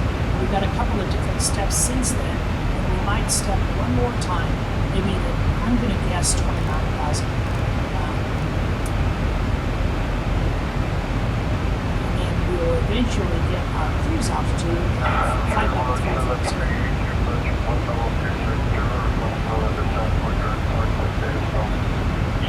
I've noticed a couple of little things that I'm not happy with. I'm going to go to the configure screen and configure this airplane more to my liking. And as someone who purchases airplanes for airline, you can configure airline in a lot of different ways. These arcs on the main display are called known distance lines. They're marked at 5 miles and 10 miles, and they, well, actually, not necessarily those increments. They're marked at regular increments, and I think they clutter the screen. So I'm going to get ND, known distance rings. I'm going to get rid of those. And a couple other things I like to have a satellite, a little bump in the airplane to let you know you've got a SATCOM, ACAR, or something. I don't mind the pulse light. I like a radio with 3 decimal digits. Whenever you see a 2-digit and you see a digit 7, the digit 5 is implied after the 7. 0.25, 0.50, 0.75. You might see a 0.2 or a 0.7. You don't see the 5, it's really climb and maintain flight level 2990. Climb and maintain flight level 290 KM and 43. I just like to have a radio that actually has all 3 digits on it. So that's why I choose that. Actually, right now we have a multi-mode receiver which differentiates between ILS, VOR, and GLS. I'll talk more about VOR later on. But I actually prefer older model radio. So I'm going to change from the multimeter, I'm going to say no. And that will give us, notice that this radio just has a single flip-flop on it. And it doesn't have an extra screen. You change the frequency with the dial instead of the keypad. If you don't remember what the old one looked like, I'll go back to it for just a second. You can see the old, the other one has got 2 windows and enter the information with the keypad. And I kind of like that style. I like all the call-outs. Most of this is the way I like it. TCAS dotted range, this is the little dots here. Well, if we see a target, there'll be little dots around it. I like that. Hardware. My hardware, some pilots will set up a separate control to move the tiller. This is the tiller used for ground steering. And usually, in real life, you would hold on to that with your left hand and you would steer using that little half steering wheel on the ground. You wouldn't use the rudder. But in my configuration, I do like and need the rudder for steering. So where it says nose wheel access, if you do have a tiller, you can set that up on your controls. You can have that set to on. I actually have mine set to yaw. Yaw means that you can move the rudder, and the rudder will also steer the plane on the ground. It's not as realistic, but it's a compromise to make for controllability. Realism, align time on the ILS. You can see it took 9 minutes for us to align. I don't mind that in real time, but also refuel in real time. You can make it short, which is actually almost instantaneous.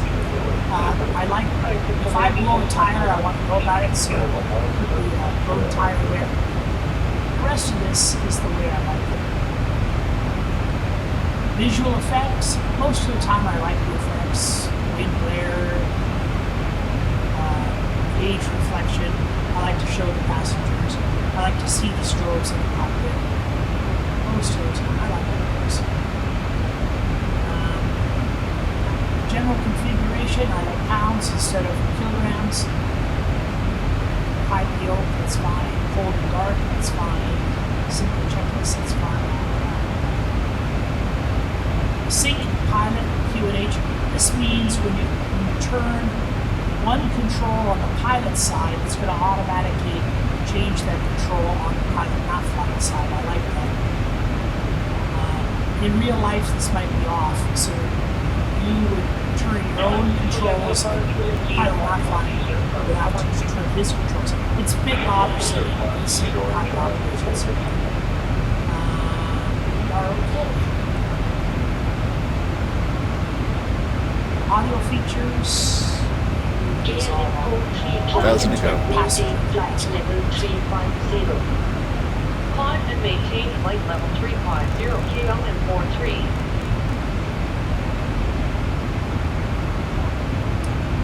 believe I set the computer up for flight level 3-4 so not flight level 3-5 so let's see if I can change that here.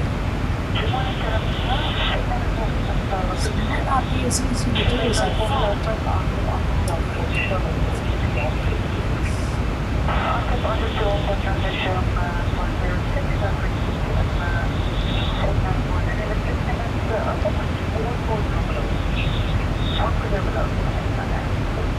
There we go. Flight level 3-5. That's good. That's good. I turn the applause on. If I have a squeaky clean landing, I get some nice applause from the passengers. That's a little. They should call that the vanity switch.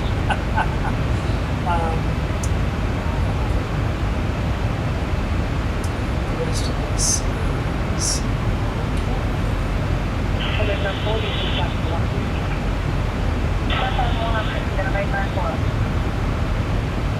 And most importantly, let's save those settings.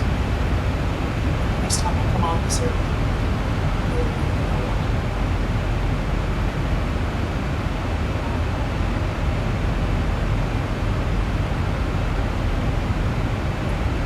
One thing I like to do is here, just to the right of the main display, these are called RMI, radio magnetic indicators. These are distance and direction needles for our VORs. The medium is automatic direction finder, and VOR is very high omnidirectional radio. And these high-tech and low-tech radios, we can have those needles point to them as another helper in our navigation. So I pull up a map. Now, this is one thing I don't like flying in Europe. In North America, we would have all sorts of VOR stations every which direction we looked. They're not so common here in Europe. Here's one that's right behind us, the station VI. I'm going to click on it.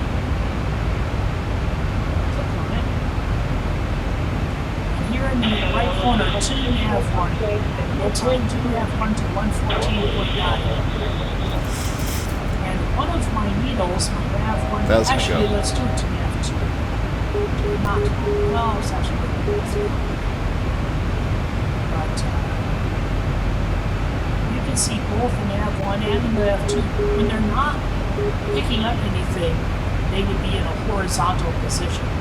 Nav2 is the big fat one. Change to Nav1 just so we can see the difference. Here's Nav1. I'm going to flip it. So, the Nav1, the arrow needle is not getting anything right now. It's horizontal. The big fat needle is picking up that VOR. You can see there's VI. It's 59 miles away and getting further away. It's behind us. And it won't take long before that will entirely disappear from range. But I like to, every needle I want to hear, also, if you're actively tracking the radio, this red flag will go away. Notice how it's gone away on the number 2 side. If I flip it, I'm going to flip the nav-1 to R. Contact Petersburg Center 1126.9 out, have a good one. Center on 126.9 Kilo and 43. So now that flag has gone away. We're now talking to St. Petersburg Center. Level 350. KNM-43, good morning. Radar contact.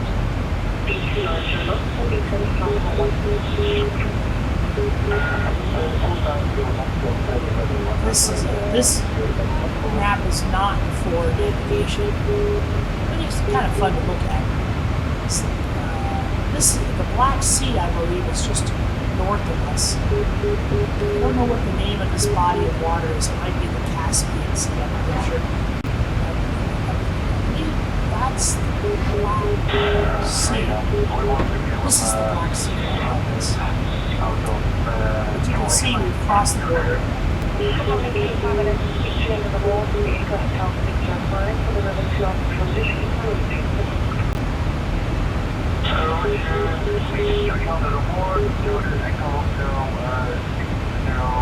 We did not enter any of this winds aloft.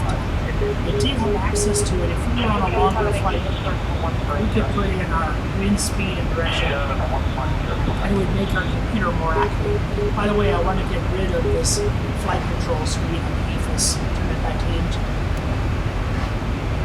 engine information. One thing I do want to do is go to the, whenever you're not sure about how to handle this flight computer, do this. Always go to the init reference button in the upper left corner. And there are all sorts of different screens to get information from. But whenever you touch the upper left corner, you're always, whatever screen it gives you, it's going to try to give you the screen that you want. And matter of fact, this approach reference, that's exactly the screen that I did want. But if you don't get exactly the screen that you want, if you get in the habit of always going to initial reference, and that's going to always give you this index here in the lower left corner. And from that index, then you can find the menus that you're going to need for position, performance, takeoff, and approach. Those are probably the most four critical ones. So I'm going to use the approach right now. But that initial reference button will get you to where you want to go. When we come in for a landing, I want to be as slow as possible and still maintain control, which means not stalling. So the way to do that is to have a high flap setting. So 40 degrees of flaps, that's our highest flap setting, and it will give us our slowest speed of 124 knots. So I want to copy that information in the scratch pad and move it down into the flap speed location down here below. It does move the information, but more critically, see what it did over to our left-hand flight display? It moved that reference information into the lower left corner. So while we're flying the approach, while we're coming in for a landing, we can look and we can see that.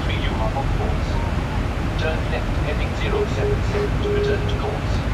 We're not really Heading off course. 077, KLM43. We're slightly to the left of these lines. He's saying we're off course. We're not. But while we're landing, we can see our flap setting should be 40 on the flaps, and our ideal speed on touchdown should be 124. And usually, just in case we get a wind gust as we're landing, I actually like to add 5 knots to that. So I'm going to target 129 as our landing speed. But having that information there is wonderful. Also, let's go back to our Abby tab on the electronic flight bag.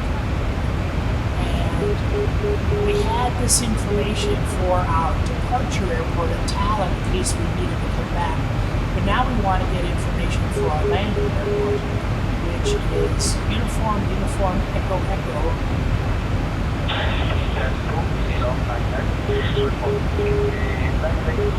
This is the largest airport in Moscow, called the Sheremetyevo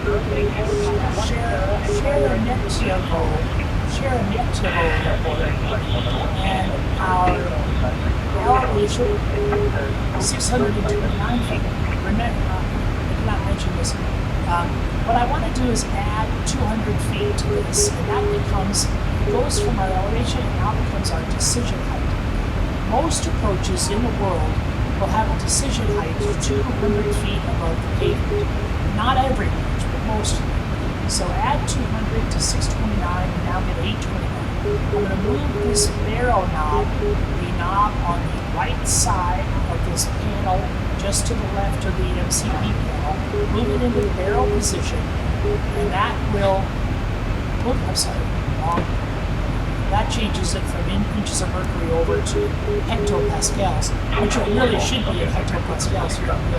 But this dial on the left side, move that over to barrel, and you see how 200 just became a luminous here in the left display. We want 829 is our decision height. So I'm going to take that, move the switch to barrel, use the smaller knob, and then spin that up until it reaches 829.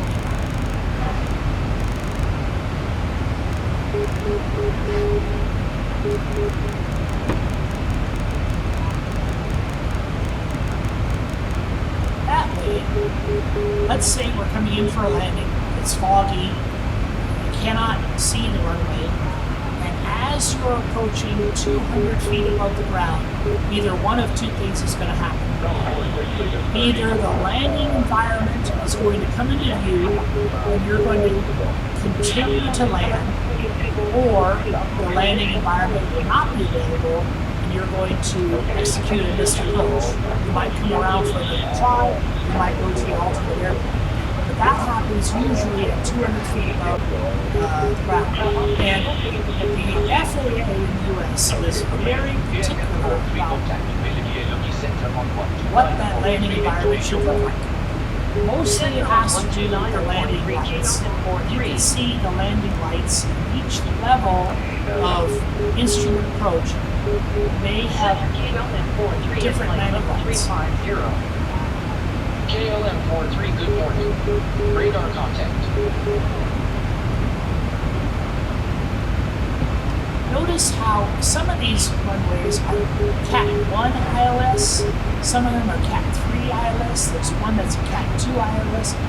This there are three things you need to make an ILS landing.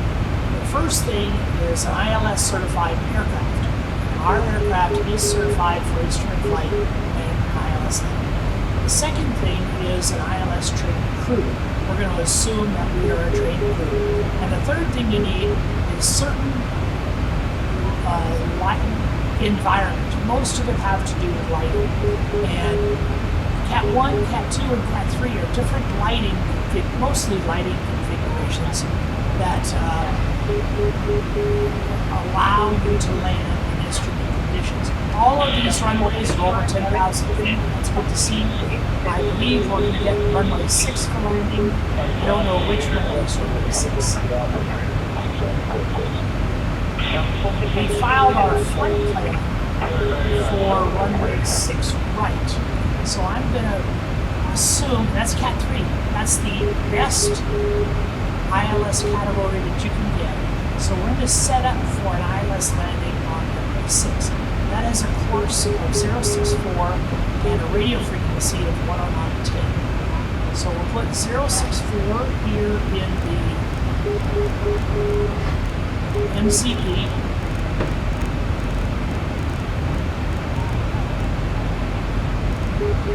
And we will put 109.10 down in our standby frequency. We don't need to flip it over right away, but to have an auto land, both radios must be tuned to the correct frequency, and both course styles must also be to the correct course, or an auto land can't take place. Now people say, well, why do you need that auto land? Why can't you just fly there? Actually, in real life, you would necessarily, you can fly the airplane. But in today's flight simulator world, the joysticks aren't necessarily very calibrated very well. They don't have great controls. And I would hate to fly hundreds of miles on a flight and then get to the very end and buck it up just because I can't visit on the controls. So I use the automation as much as possible. And there's also something to be said for philosophy. In the Boeing world, all commercial airplanes have the ability to use automation. And they're pretty much identical as far as how that automation works. In the Boeing world, the idea behind automation is it's always used to support the pilot. The pilot flies the airplane, and the automation helps out. Well, the basic philosophy behind an Airbus is different. In an Airbus, the automation flies the airplane, and the pilot's job is to monitor the aircraft. There's an old joke about I'll tell you the old joke about Airbus. You know how airlines are always trying to save money. In the early days of commercial aviation, there might be 3 crew members up on the flight deck: a pilot, a flight engineer, and a first officer. But over the years, the position of flight engineer has gone away. And part of that is to save money, because labor costs are very high. Well, in the future, at Airbus, they're going to eliminate the first officer. There will only be one human flying the airplane. Well, that's not. Oh, look at the needle flip around. You can see we just lost our VOR needle. We just lost that station on one of our VORs. We'll probably lose the other one here pretty quick. You can see the tail end of the needle, the green at the top of the display, and also the tail end of our number 1 VOR. We're probably 151 miles from the VOR. We're going to lose it a little bit faster. But in the next generation of Airbus airplanes, there might be just one pilot flying. And in the next seat, they plan on putting a German Shepherd. Now, the pilot's job will be to monitor the aircraft and make sure that the aircraft is flying within specified parameters. That will be the job of the pilot. And the German Shepherd's job, he will be there to bite the pilot in case the pilot attempts to touch anything. A little humor at Airbus's expense. Anyway, notice how our fuel in our center tank is getting to be very, very low. This airplane, once the fuel in the center tank reaches a very low level, it will automatically switch to drawing fuel from the wing tanks. But we might get a configuration warning. This dial might change to yellow. We might get a warning in here for fuel. And that would tell us that we no longer need to use our central fuel pumps because there would be fuel in the center tank. Let's see if that happens.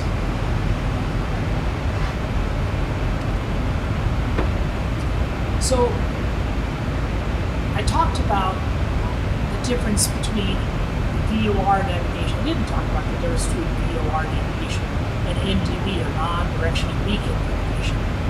An NDB is basically an AM radio station. If you're flying a smaller, even this airplane, if you're flying this airplane and you tune into an NDB frequency, let's take a look and see if there's an NDB along our course. In North America, anywhere where there's an AM radio station, there's an NDB. We have one, I believe.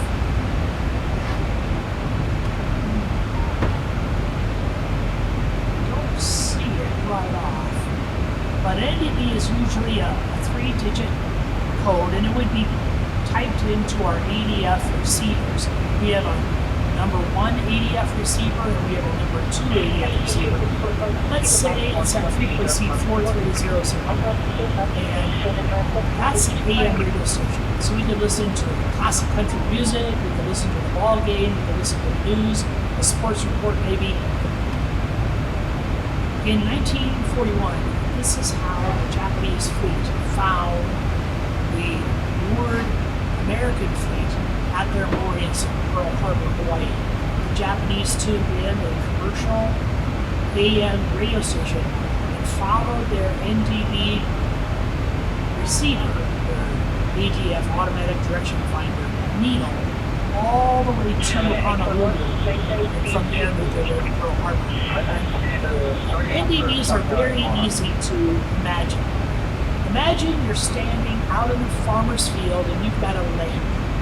And the lamp has a bulb on it, there's a lampshade. And if you approach from any direction on the ground, you can see that lamp. And you can fly right to it. Well, if there's no wind on a calm day, you're flying a straight line right to that lamp. Let's say now there is a little bit of wind. And the wind will blow you off course. And from your perspective, we're turning the controls of the airplane against the wind. You're always flying right toward that lamp. And you might imagine you're flying in a straight line.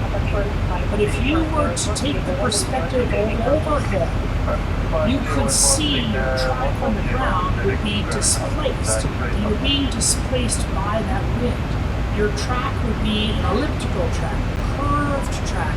You would eventually arrive at the land, but you wouldn't be in a straight line over the ground. You would be in a curved line over the ground. And that's NTB navigation. Very simple, but not good enough for IFR rules. Not good enough for flying when separation is important. So there's another form of navigation invented later. It's called VOR navigation, a very high omnidirectional radio navigation. And that's mostly what we tune to. Now, let's imagine a new scenario. You're standing in a farmer's field, you're flying your airplane, your friend is holding the lamp, and you can always see the one lamp, the one light illuminated by that bulb. But now there's a second light. And let's say just below that lamp, he has a frisbee on a rotating disc, on a horizontal plane rotating disc.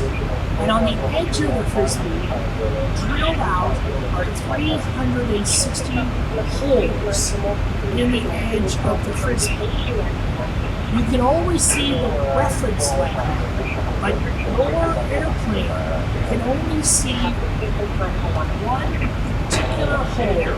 Let's say it's the hole to 090, or 90 degrees offset from true north. And let's say that's the only, you tune in your radio, and your radio is now programmed to only look for that 090 degree hole.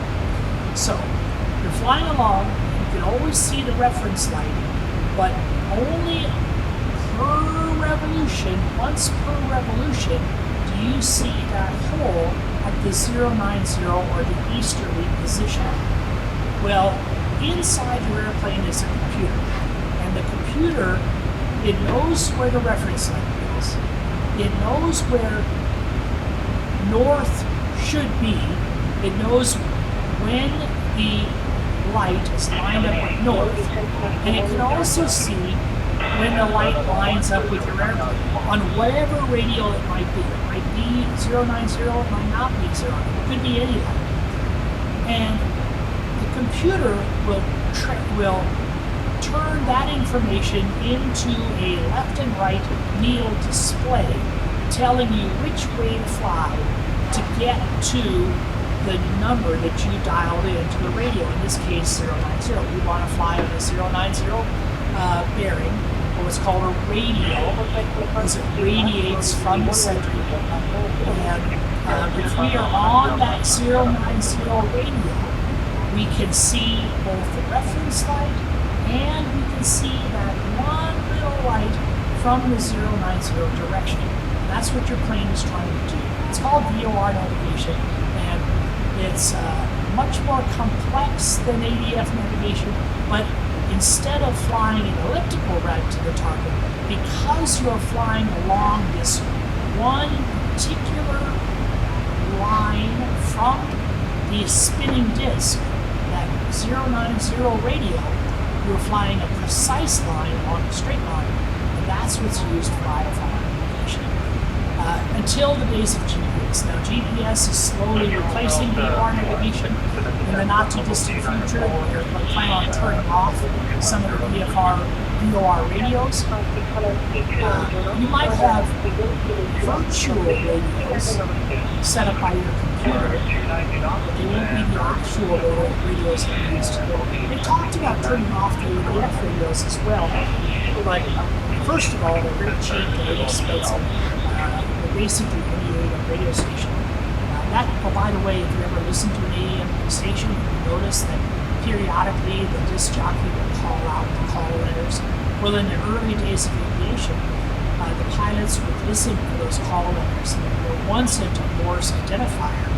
So he would listen to the radio long enough to hear those call letters, and then he would know where that station was, what city that station was coming from. We are approaching our top of descent. Now, the top of descent, the computer will automatically start descending, but only if we tell the computer that the computer is allowed to descend.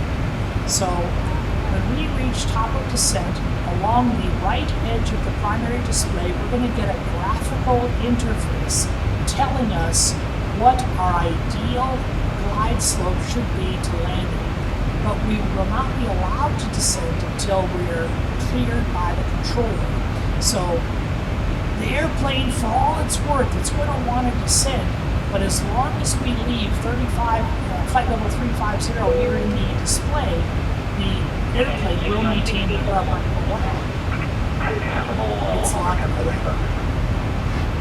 If we wanted to change levels, we would dial down to the level we wanted to change, and then we would hit this level change button, and it would fly down to that new level.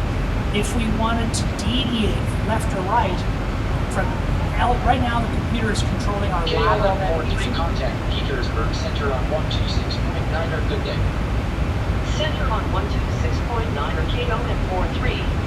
The computer is determining our left to right navigation. Notice we're just a little bit off course. KLM-43 to flight level 350.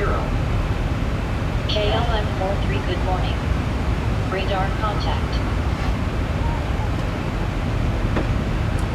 If we wanted to deviate left or right, maybe for weather or maybe for some other reason, not a lot of activity outside.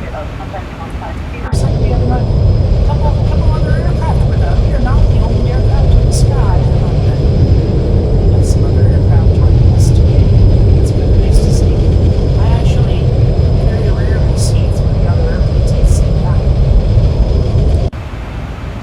So we could dial to a new heading. You can see our heading indicator moving on the displays. And then we would push heading select. And we would turn to the new dialed in heading. We can also control our vertical speed up and down by pushing this vertical speed button and then either up or down on this dial to increase or decrease our rate of climb or our rate of descent. Also, you can, just to the right of this altitude button, you can push the altitude intervention button. And this altitude intervention button will match our descent rate to the computer programmed descent rate. And also you can see there's a similar button called a speed intervention button, which takes our current speed. Let's say we're flying at a speed, push the speed button, choose whatever speed we want, and then we wanted to go back to the computer plane speed. Here's flight management computer speed. That's a pre-programmed speed. Remember that cost index we put in there, index of 85? That's a high cost. The number cost index is between 0 and 100. I chose a high speed so that we would be flying very close to our never exceed speed. This red bar is our never exceed speed. We're flying pretty very close to it. We are moving at 462 nautical miles an hour. It's pretty darn fast. But we could hit that speed intervention switch, and whatever speed we happen to be flying at, the computer would try to line up with the computer program speed. So, in a nutshell, that's what that does. Also, take a look here at these switches here on the control panel. They say, remember, notice the VOR2, we're getting a radio frequency 136 miles south of us. There's a station called GG, and we're picking it up on our VOR2 needle. That's because we have VOR2 selected here in our upper panel. If we move that down to ADF2, that would go, it's off now, it's ADF2. Now we can see there's an ADF frequency coming in on our number 2 ADF radio, which is tuned to 2100. There is a station that we're picking up. Now ADFs don't have identifiers. Traffic at 2 o'clock 10 miles at flight level 300. Here's the ADF 1.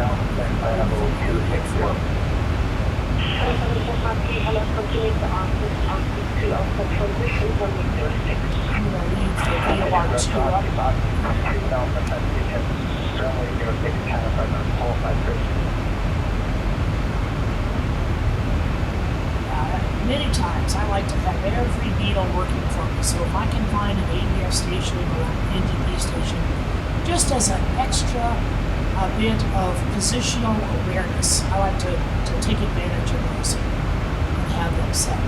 So we're 80 miles from top of descent. We've done some good work. Now one thing you can do, let's, on this lower left dial, I'm going to go to plan mode. 43 contact Moscow Control on 119.5. Enjoy your morning. Center on 119.5 KLM43. Being transferred over to Moscow Control. I'm going to go to plan mode and I'm going to dial out. KLM43 at flight level 350. KLM43, good morning. Radar contact. So this is the route we're going to fly. We're coming in from the northwest. We're going to fly southerly, then to the southwest, and then curl around and come in for a landing at runway 6 left. Let's say, I'm not going to do this today, but let's say I wanted to, okay, so I'm in plan mode, and KLM43 expect DSW06 and for arrival with the naming transition for the ILS approach to runway 06 right with the global transition and sharing a cleared direct naming. 6 right. DSW06 Alpha arrival with the naming transition for the ILS approach to runway 06 right with the transition cleared direct naming KLM43. That's what we plan. KLM43, you are on course. Turn left heading 077 to return to course. You're not really Heading off course. 077 KLM43. We're slightly, you can see by the display on the first officer's side, we're just a little bit off on so if we go to the plan view by using the dial in the lower right corner, and then lower left corner, and then we choose a range where we can see our waypoints. Now I'm going to go to the legs page. And I'm going to use this little button in the lower right corner only occurs on the legs page if you happen to be in plan mode. And what this will allow you to do, it will allow you to step through each of our waypoints. By now it's set up to waypoint SW, but it can go through each of them, EE, 081, Aura, Gopher, and we can watch the display progress. The dotted blue line is called our missed approach line. So if we miss the runway, we have to climb back up. This dotted blue line will show us the route to get back on the magenta line for another attempt. So let's follow the steps. Here you can see we approach onto the runway. If we miss, we follow the dotted blue line and come back right onto the magenta line and we try again. If miss again, we can choose to try once again, or we can head back to our alternate back in Estonia. Okay, so here's another step. Step. Now it lets us observe our whole route. Sometimes I will do this where I will add an artificial waypoint out here. I'm not going to go through this today, we don't have the time. But there is a way to add another waypoint a little further out from the runway. Gives you a little more time to think, a little more time to get established. It puts you on a longer approach. And many times that can be beneficial, especially if you're not used to doing tight turns like this. So let's go back into map mode. Get extended out a little bit. Here's our top of descent coming pretty fast. The controller might clear you for the procedure before the top of descent. He might also do it after the top of descent. Follow the controller as he steps you down. The controller will be very good about controlling you laterally, left to right. KLM43, you have traffic at 2 o'clock 10 miles at flight level 360. You have first for one moving.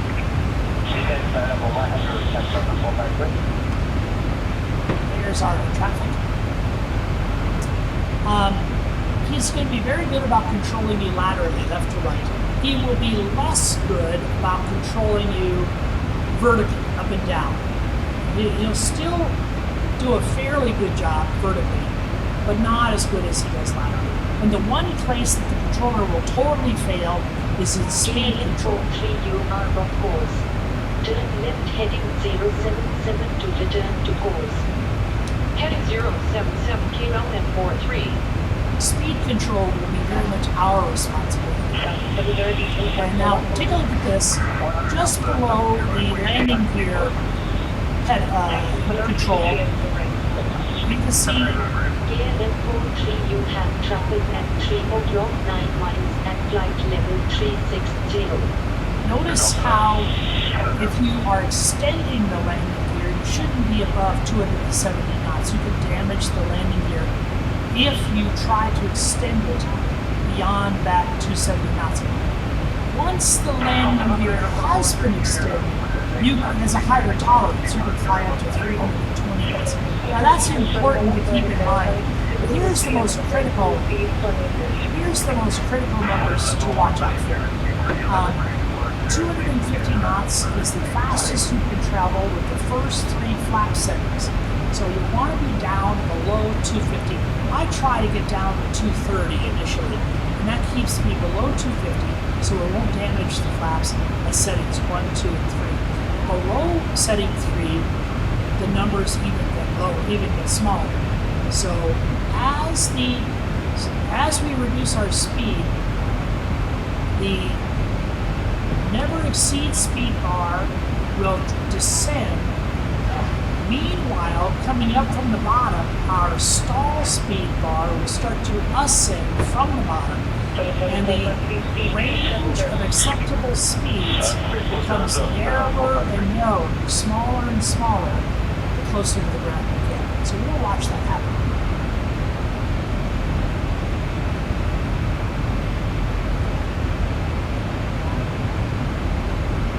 We're doing pretty good. 49 minutes of flight time. I know this is a long video to take in, but I'm trying to be as inclusive of everything as I can. And really that I appreciate the patience you have, but hopefully you gain some value in the fact that I'm trying to present things in a slow, methodical manner. And with the addition of the background chatter from the air traffic control program and the addition of the wonderful eye candy in our departure and our landing airports, those add-ons really add to that immersion as much as I can.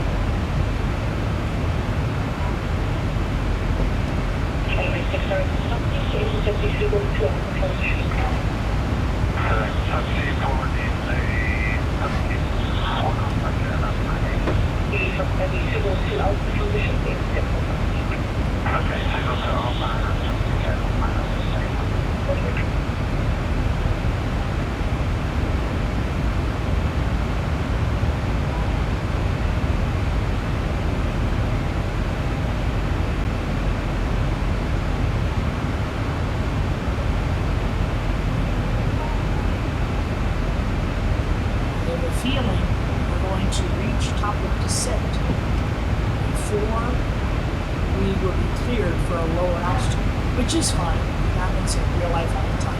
But what that means is when we do finally get the descent, we will have to become pretty aggressive on it. Like you just got a warning to reset MCD altitude. The computer wants us to lower this altitude so that we can follow the descent profile. Remember, that airplane is going to be screaming for us to descend, descend, descend, descend. But we can't descend until we're cleared to descend. That won't stop the airplane from complaining.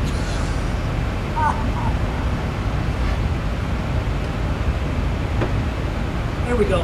Notice the bar that just came here on the right. That magenta diamond is our ideal descent profile.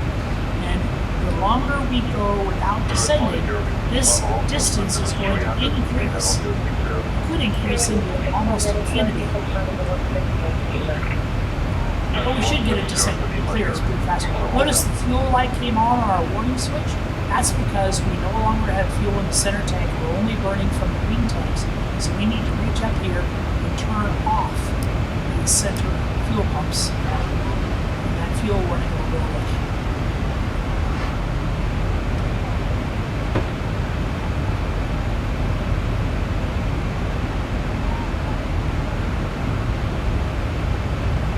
Now, you can see there's a decel advisory ahead of us, and the number one way to decelerate the airplane is by inertia, and that's the way I like to use inertia.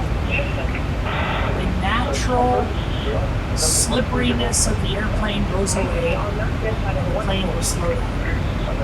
But if we need to descend hard and heavy, I might need a little help. I probably will need a little help from the speed brakes. The speed brakes or spoilers are small surfaces on top of the wings. They disrupt lift, and they will help us slow down and descend. I think the computer is going to do a really good job of helping us descend. We use the speed brakes to get us within the range where we can use the flaps in the landing gear. We talked about the landing gear earlier as being, once we transition from flying to not flying, the landing gear is going to support the weight of the aircraft, and that is certainly one of probably its main purpose. But during the descent, the landing gear creates another opportunity for us. It will create monstrous drag, and that drag, that landing gear sticking out of the airstream, is going to help us slow down. It's going to help us descend. Air traffic controllers are caught in a tough world. You know, we pilots, we want to get slowed down. We want to descend on the profile of the airplane. But many times, especially in a busy environment, you'll hear controllers say, "Keep your speed up. Keep your speed up."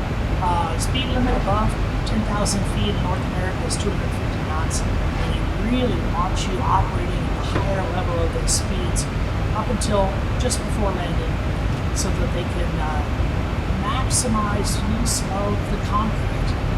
Have you ever heard the term pearl necklace? Let's say you're at Chicago O'Hare Airport, and you got a string of airplanes all coming in, and you can see the landing lights are on. There's an airplane that's nearby, then there's another one a little further out, then there's another one further out from there, and all you can really see on a foggy day maybe is their landing lights. And those string of landing lights is called a pearl necklace, and the controllers want each airplane to be flying relatively fast, but more importantly, they want them to be the same, and they want them to be equidistant from each other. So they're land, taking maximum advantage of that limited concrete, the landing surface. Always looking for the ideal pearl necklace.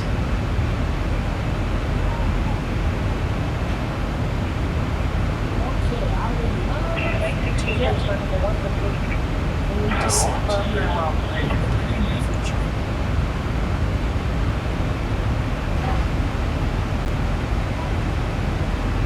Feeling once we do get it, I thought we would have it before now. I have a feeling that once we do get it, we're going to be sending it pretty very fast.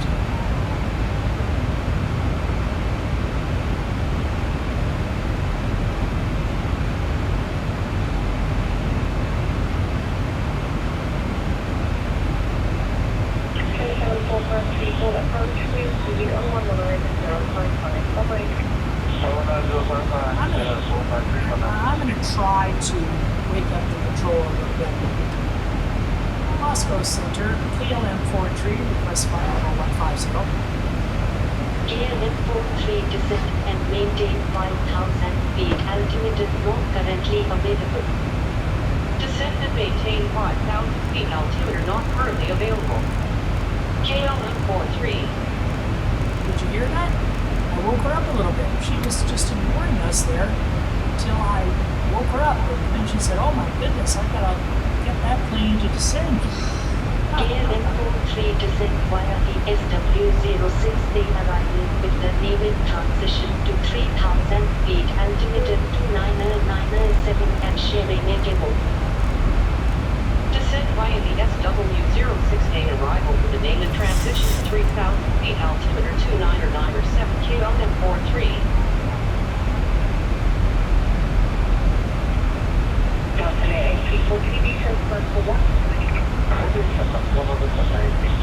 Okay, we are descending.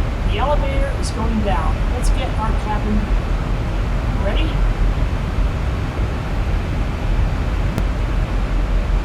From the flight deck, we're about to begin our descent. Please return your seats and fasten your seatbelts for the remainder of the flight. Actually, our poor passengers, we never actually did turn the seatbelt sign off. Okay, well, above 10,000 feet, we have no speed limit. We want to get below 250 knots by the time we reach 10,000 feet. That's also the time when we give the double chime to let the cabin know we no longer have internet or e-cards available. Get the crews back in their seats. Our final preparation for the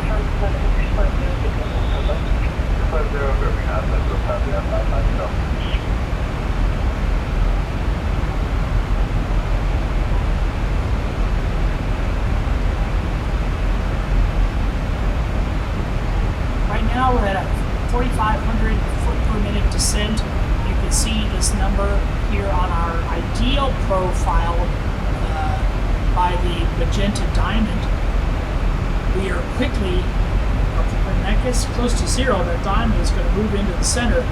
Oh, by the way, these RNP and ANP numbers, the lower these numbers are, the more precise your airplane's navigation for what's called an RNAV approach.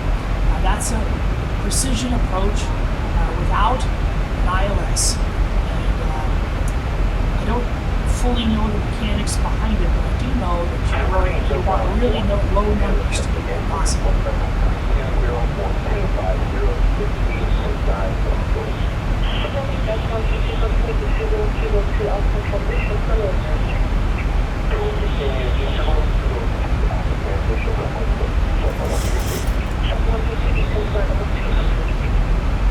Once we get our local setting for our altimeter, we're going to dial it in. Notice we never did change the setting from Estonia. Our local altimeter setting is still in the backup attitude indicator. So right now we're on standard pressure. We'll stay there until 7,000 feet. Either by that time we will get a new altimeter setting. That's probably likely. Or worst case, we'll go with our old one that we got from Estonia.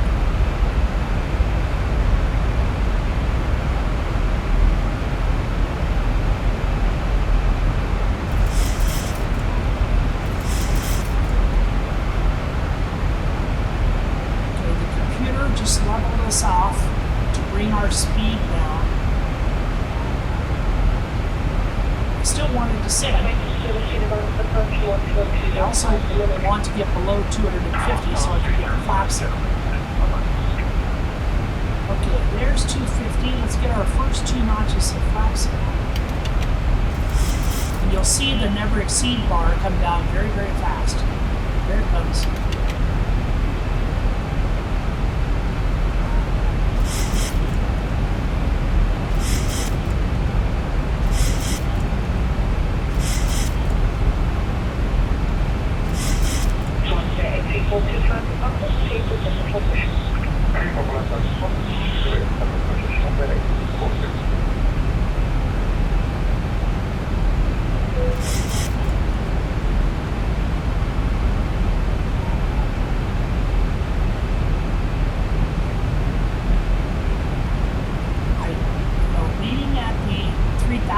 Foot altitude is important, and even more important is getting on that computer glide slope. You can see the number keeps descending. That's what we want to see.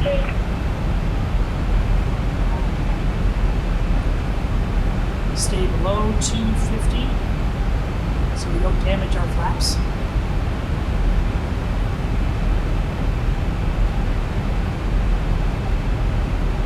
Once we go to 10 degrees of flaps, that's the 4th setting, I can then lower the landing gear. Again, that landing gear is going to add a lot of drag as well. KLM 43 resume navigation. Resume navigation KLM43. KLM43, this is Moscow Control on 119.5. Please repeat your request.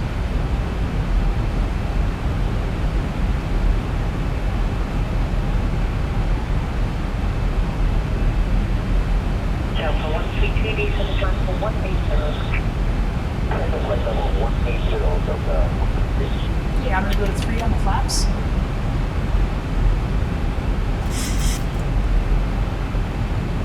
Remember, our target speed is 124. I mentioned I like to keep 129 in there, 5 knots higher. We should be at full 40 flaps. Should be at 40 flaps. It's time for that. Let's move our range. Get our range. Let's get a better idea of what we're doing.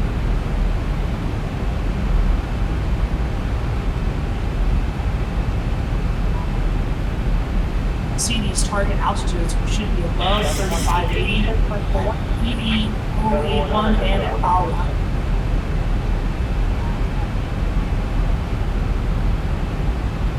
Coming up on 10,000 pretty fast. So we'll give our cabin crew the double ding. We will go to continuous firing on the engines. We're going to go to what I call Christmas tree mode. Every light in the house comes on. Give our final camera announcement. Flight attendants will move you to the captain point. 491, flight level 230. 491, descend flight level 230. Descend flight level 230, 491.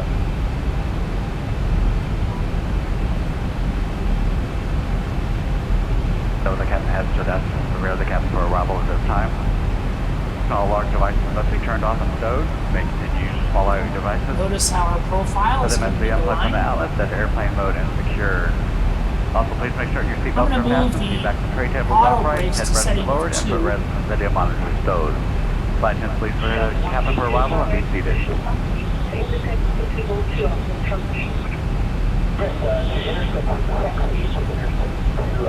Now, notice how we come out of our steep descent. We're now coming in line with the magenta diamond. That's our computer profile. And now that we're in line, you can see that the speed is coming down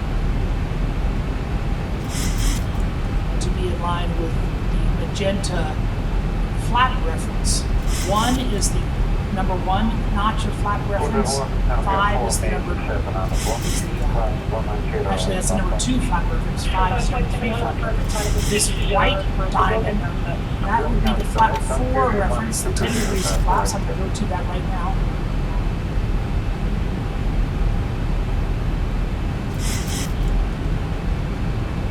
And at this point, I'm going to put out the landing gear now. Notice we're at flight idle right now. The engines are not working at all. But when I put the landing gear down, we're going to be what's called behind the power curve. And that means that the engines will actually have to power just to keep us from descending too fast.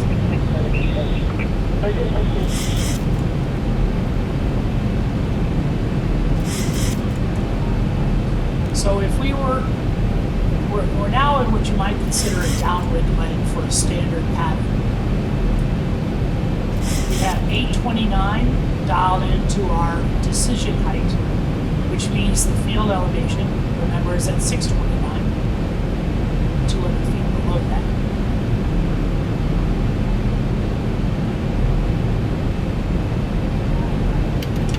I'm going to go to 15 on the flaps.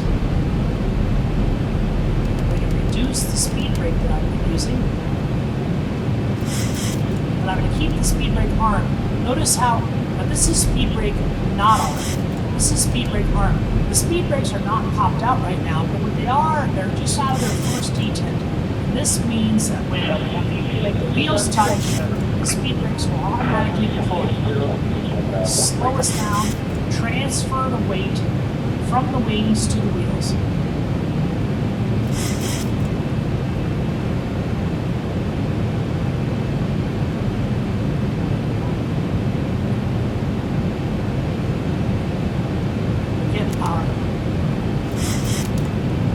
set up. ILS frequency, maybe it was 109.10. I want to verify that real fast. 109.10 on the frequency. So I want one flight computer to have the approach reference page with our speeds on it, and then the other one I can continue to have the legs page. Let's get out of standard altitude. I still have not been given an altimeter setting. I'm going to go to 3021, our old setting, until we hear different.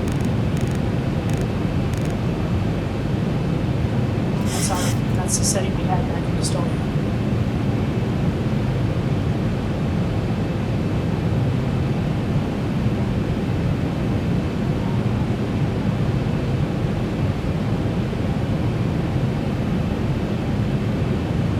Let's go to 25 on the flaps.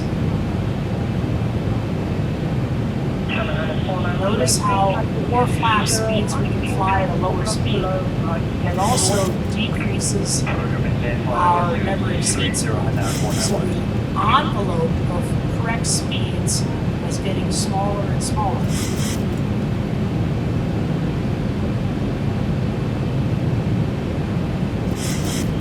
When we turn on to base leg, I'm going to go to 30 flaps and then 40 flaps. We should intercept the localizer first. So what I'll do is, the localizer is the left and right direction. I'm going to hit this VOR lock button. Once there will be a magenta diamond along the bottom. First it will be an open diamond, and then as it moves into range it will become a solid diamond. And if I have VOR lock on, our plane is going to capture that diamond. We will have left and right or lateral guidance. Then another diamond, an up and down diamond, this one open as well, will be for our up and down or vertical guidance, and I'll push the approach button and we'll capture that. Once we have the localizer captured and the glide slope captured, I'm going to go, we're in command A, we've got one autopilot working for us. I'm going to engage a second autopilot. This is another computer, and if these two computers agree, they will allow us to perform what's called an auto land. An auto land will not only lock on to the localizer and glide slope, it will calculate the landing flare or when to pitch the plane up the slowest just before touching on the concrete. It's also going to control us on mobile. 2500. KLM 43 altimeter 2997 cleared for the ILS approach to runway 06 right with the Google transition and sharing a demo contact approach on 118.1. Good morning. Altimeter 2997 cleared the ILS approach to runway 06 right with the Google transition approach on 118.1 KLM 43. We just got our altimeter setting. Went ahead. Approach KLM 43 descending to 3,000 feet. KLM 43 good morning. Radar contact.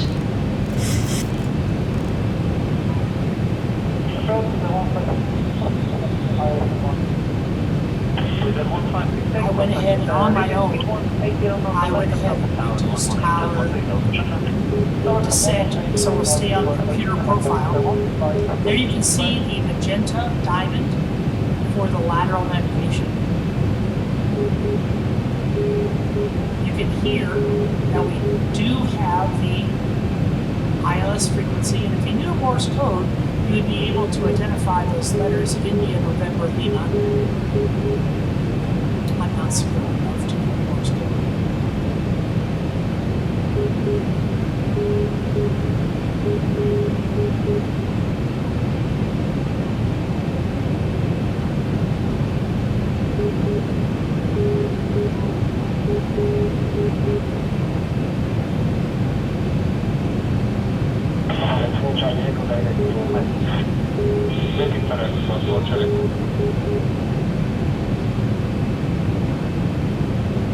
When we land here in Moscow, not today, sometime soon, I'm going to take a little small plane and I'm going to try to land on that. KLM 43 descend via global transition to 2,600 feet.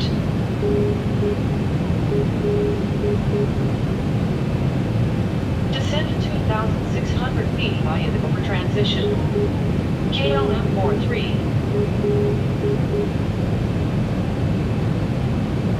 I'm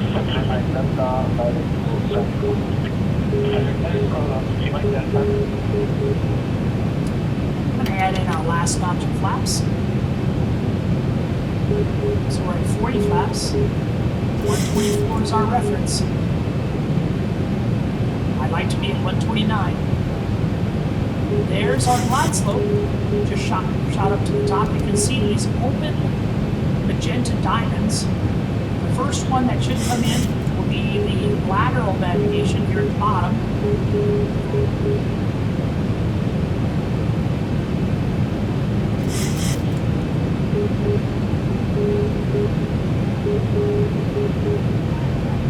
We're on our base leg. We will turn to final when the computer turns us to final, or when the magenta diamond is captured, whichever one comes first.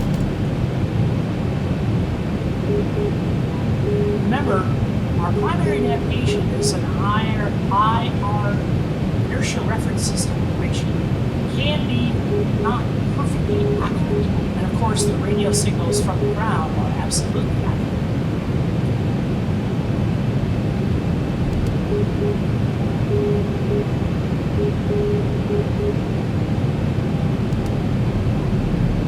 Turning to final. KLM 43 descend via global transition to 2,600 feet. Descend to 2,600 feet via the over transition. KLM 43. KLM 43 altimeter 2997 at Zibo contact tower on 120.7. Have a good morning. Altimeter 299.7 tower on 120.7 KLM 43. Just got a solid diamond. We just went to VOR lock. Tower KLM 43 inbound from ILS approach runway 06 right. KLM 43 contact. Radar contact. Definitely LS runway 06 right when established terminal. Continue ILS to runway 06 right for call when established on final KLM 43.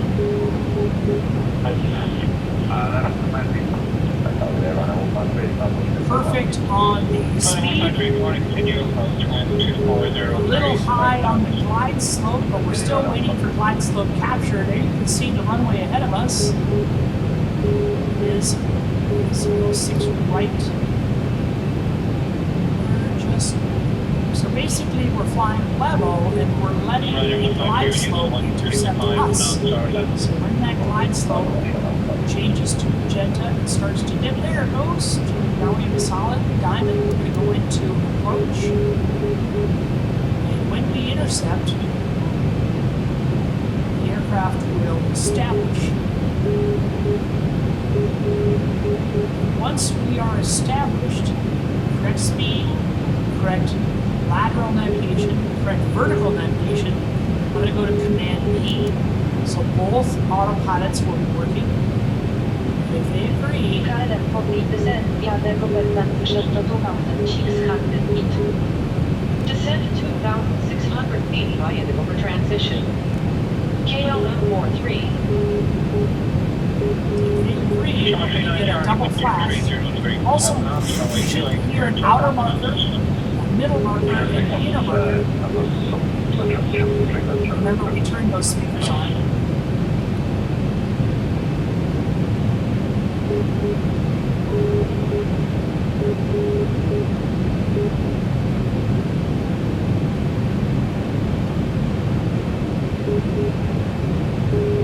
So when these diamonds start flashing, that will mean that both autopilots say that we are in good condition for an auto landing.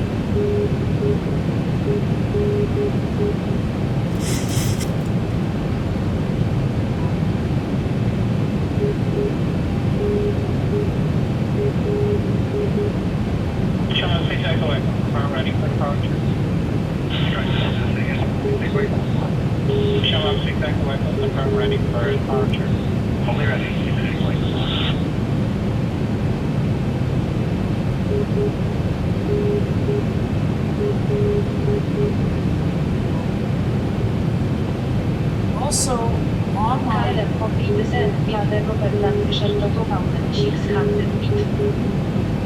Descend to 2,600 feet via the over transition. KLM 43. Even though we're under auto throttle and the computer is controlling the throttles, I have control of the reversers. We just got lane 3 auto land. And when the tires hit the pavement, I am going to activate the reversers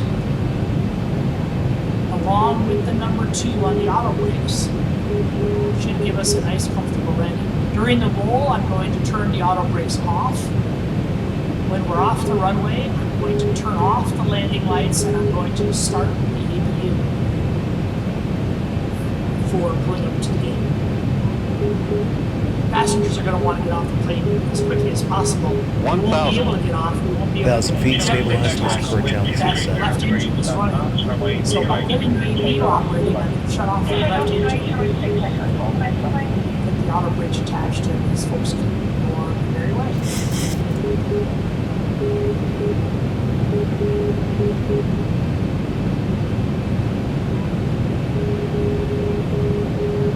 There's the outer marker.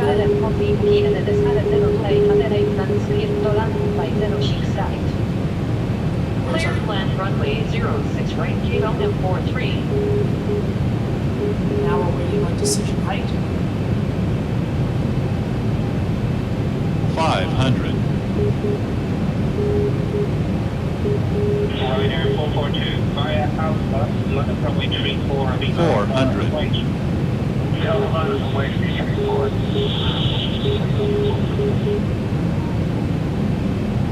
300.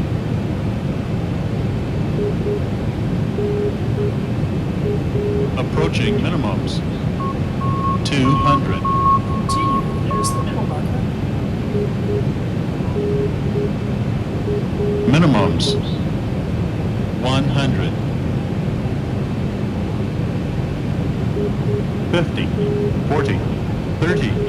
20. 10.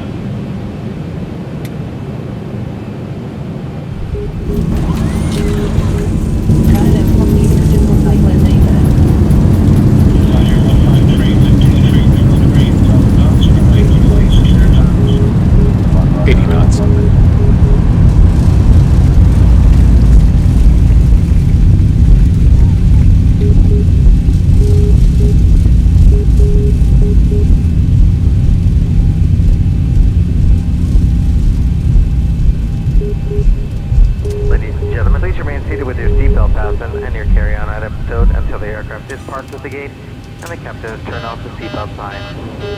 We ask that you please use caution when opening the overhead bins to prevent injury from any items that may have shifted during the flight. You may now use mobile phones and other handheld electronic devices. However, laptop computers may not be used at this time. Before you leave the aircraft, please be sure to check your seat pockets, the overhead bins, and the floor area around your seat for any personal articles you may have brought on board. We'd like to thank you for flying with us. We enjoyed having you on board today and look forward to serving you again soon. Thank you and have a great day.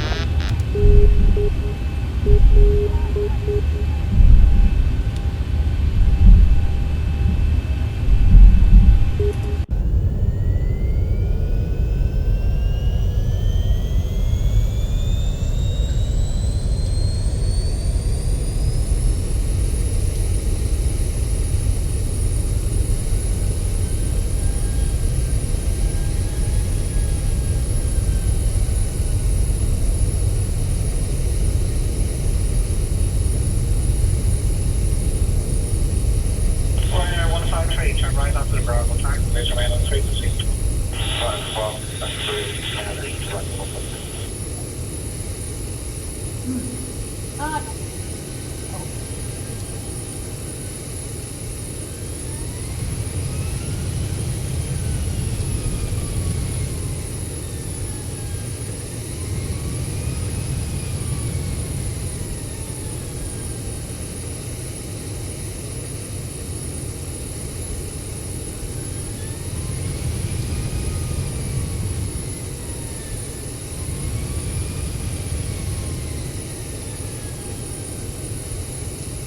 Silver 4 Bravo Zulu, London runway 34, be miles and wait.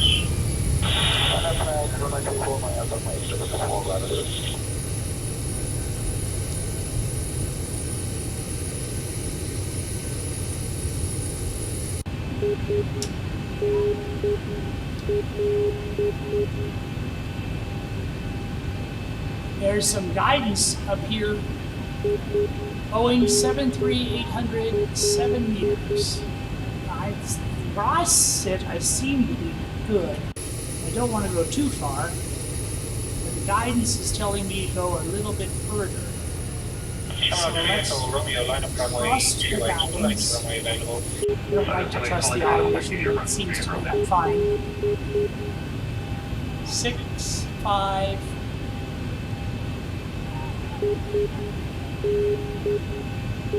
4, 3, 2, 1. Stop! Brake on. Okay, I don't know if I could have done any better on that. Let's get the APU transferred on the bus. Ryanair 153 along the May have noticed that. Let's get the engines off.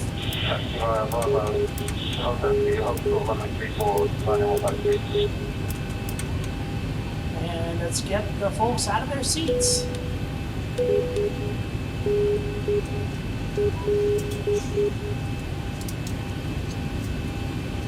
Here's one of the things I was afraid of. We do have automated jet bridges, but if we're not in a perfect position, the jet bridges may or may not work. Yeah, we're not in a good position for the jet bridge. So even though I followed the guidance, it might be a little bit too far forward for that jet bridge. I wish that weren't the case. Looks like by my reckoning, that was a pretty good stop. I feel unrewarded that I don't get a jet bridge out of it. Stuttgart 4 Bravo Zulu, wind 240 degrees, 7 knots, runway 34, clear takeoff. Goodbye. Clear takeoff on 34, to the 4 back to the goodbye.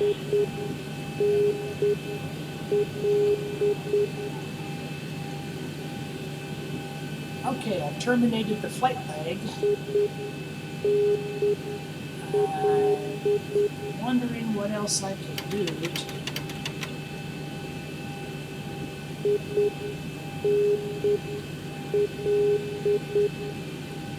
The engines are off. They're on the APU. I'm not. Transponder is to standby. Not sure what else I can do. 3 Echo Romeo, wind 240 degrees, 7 knots, runway 28, clear takeoff. Goodbye. Clear takeoff, 3 Echo Romeo. Maybe it's a matter of getting the wheel chocks on. Set chocks, that would probably do it. Nope, not yet.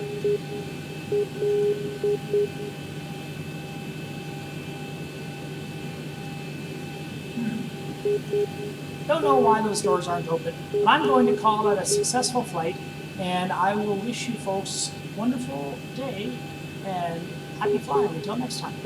Goodbye.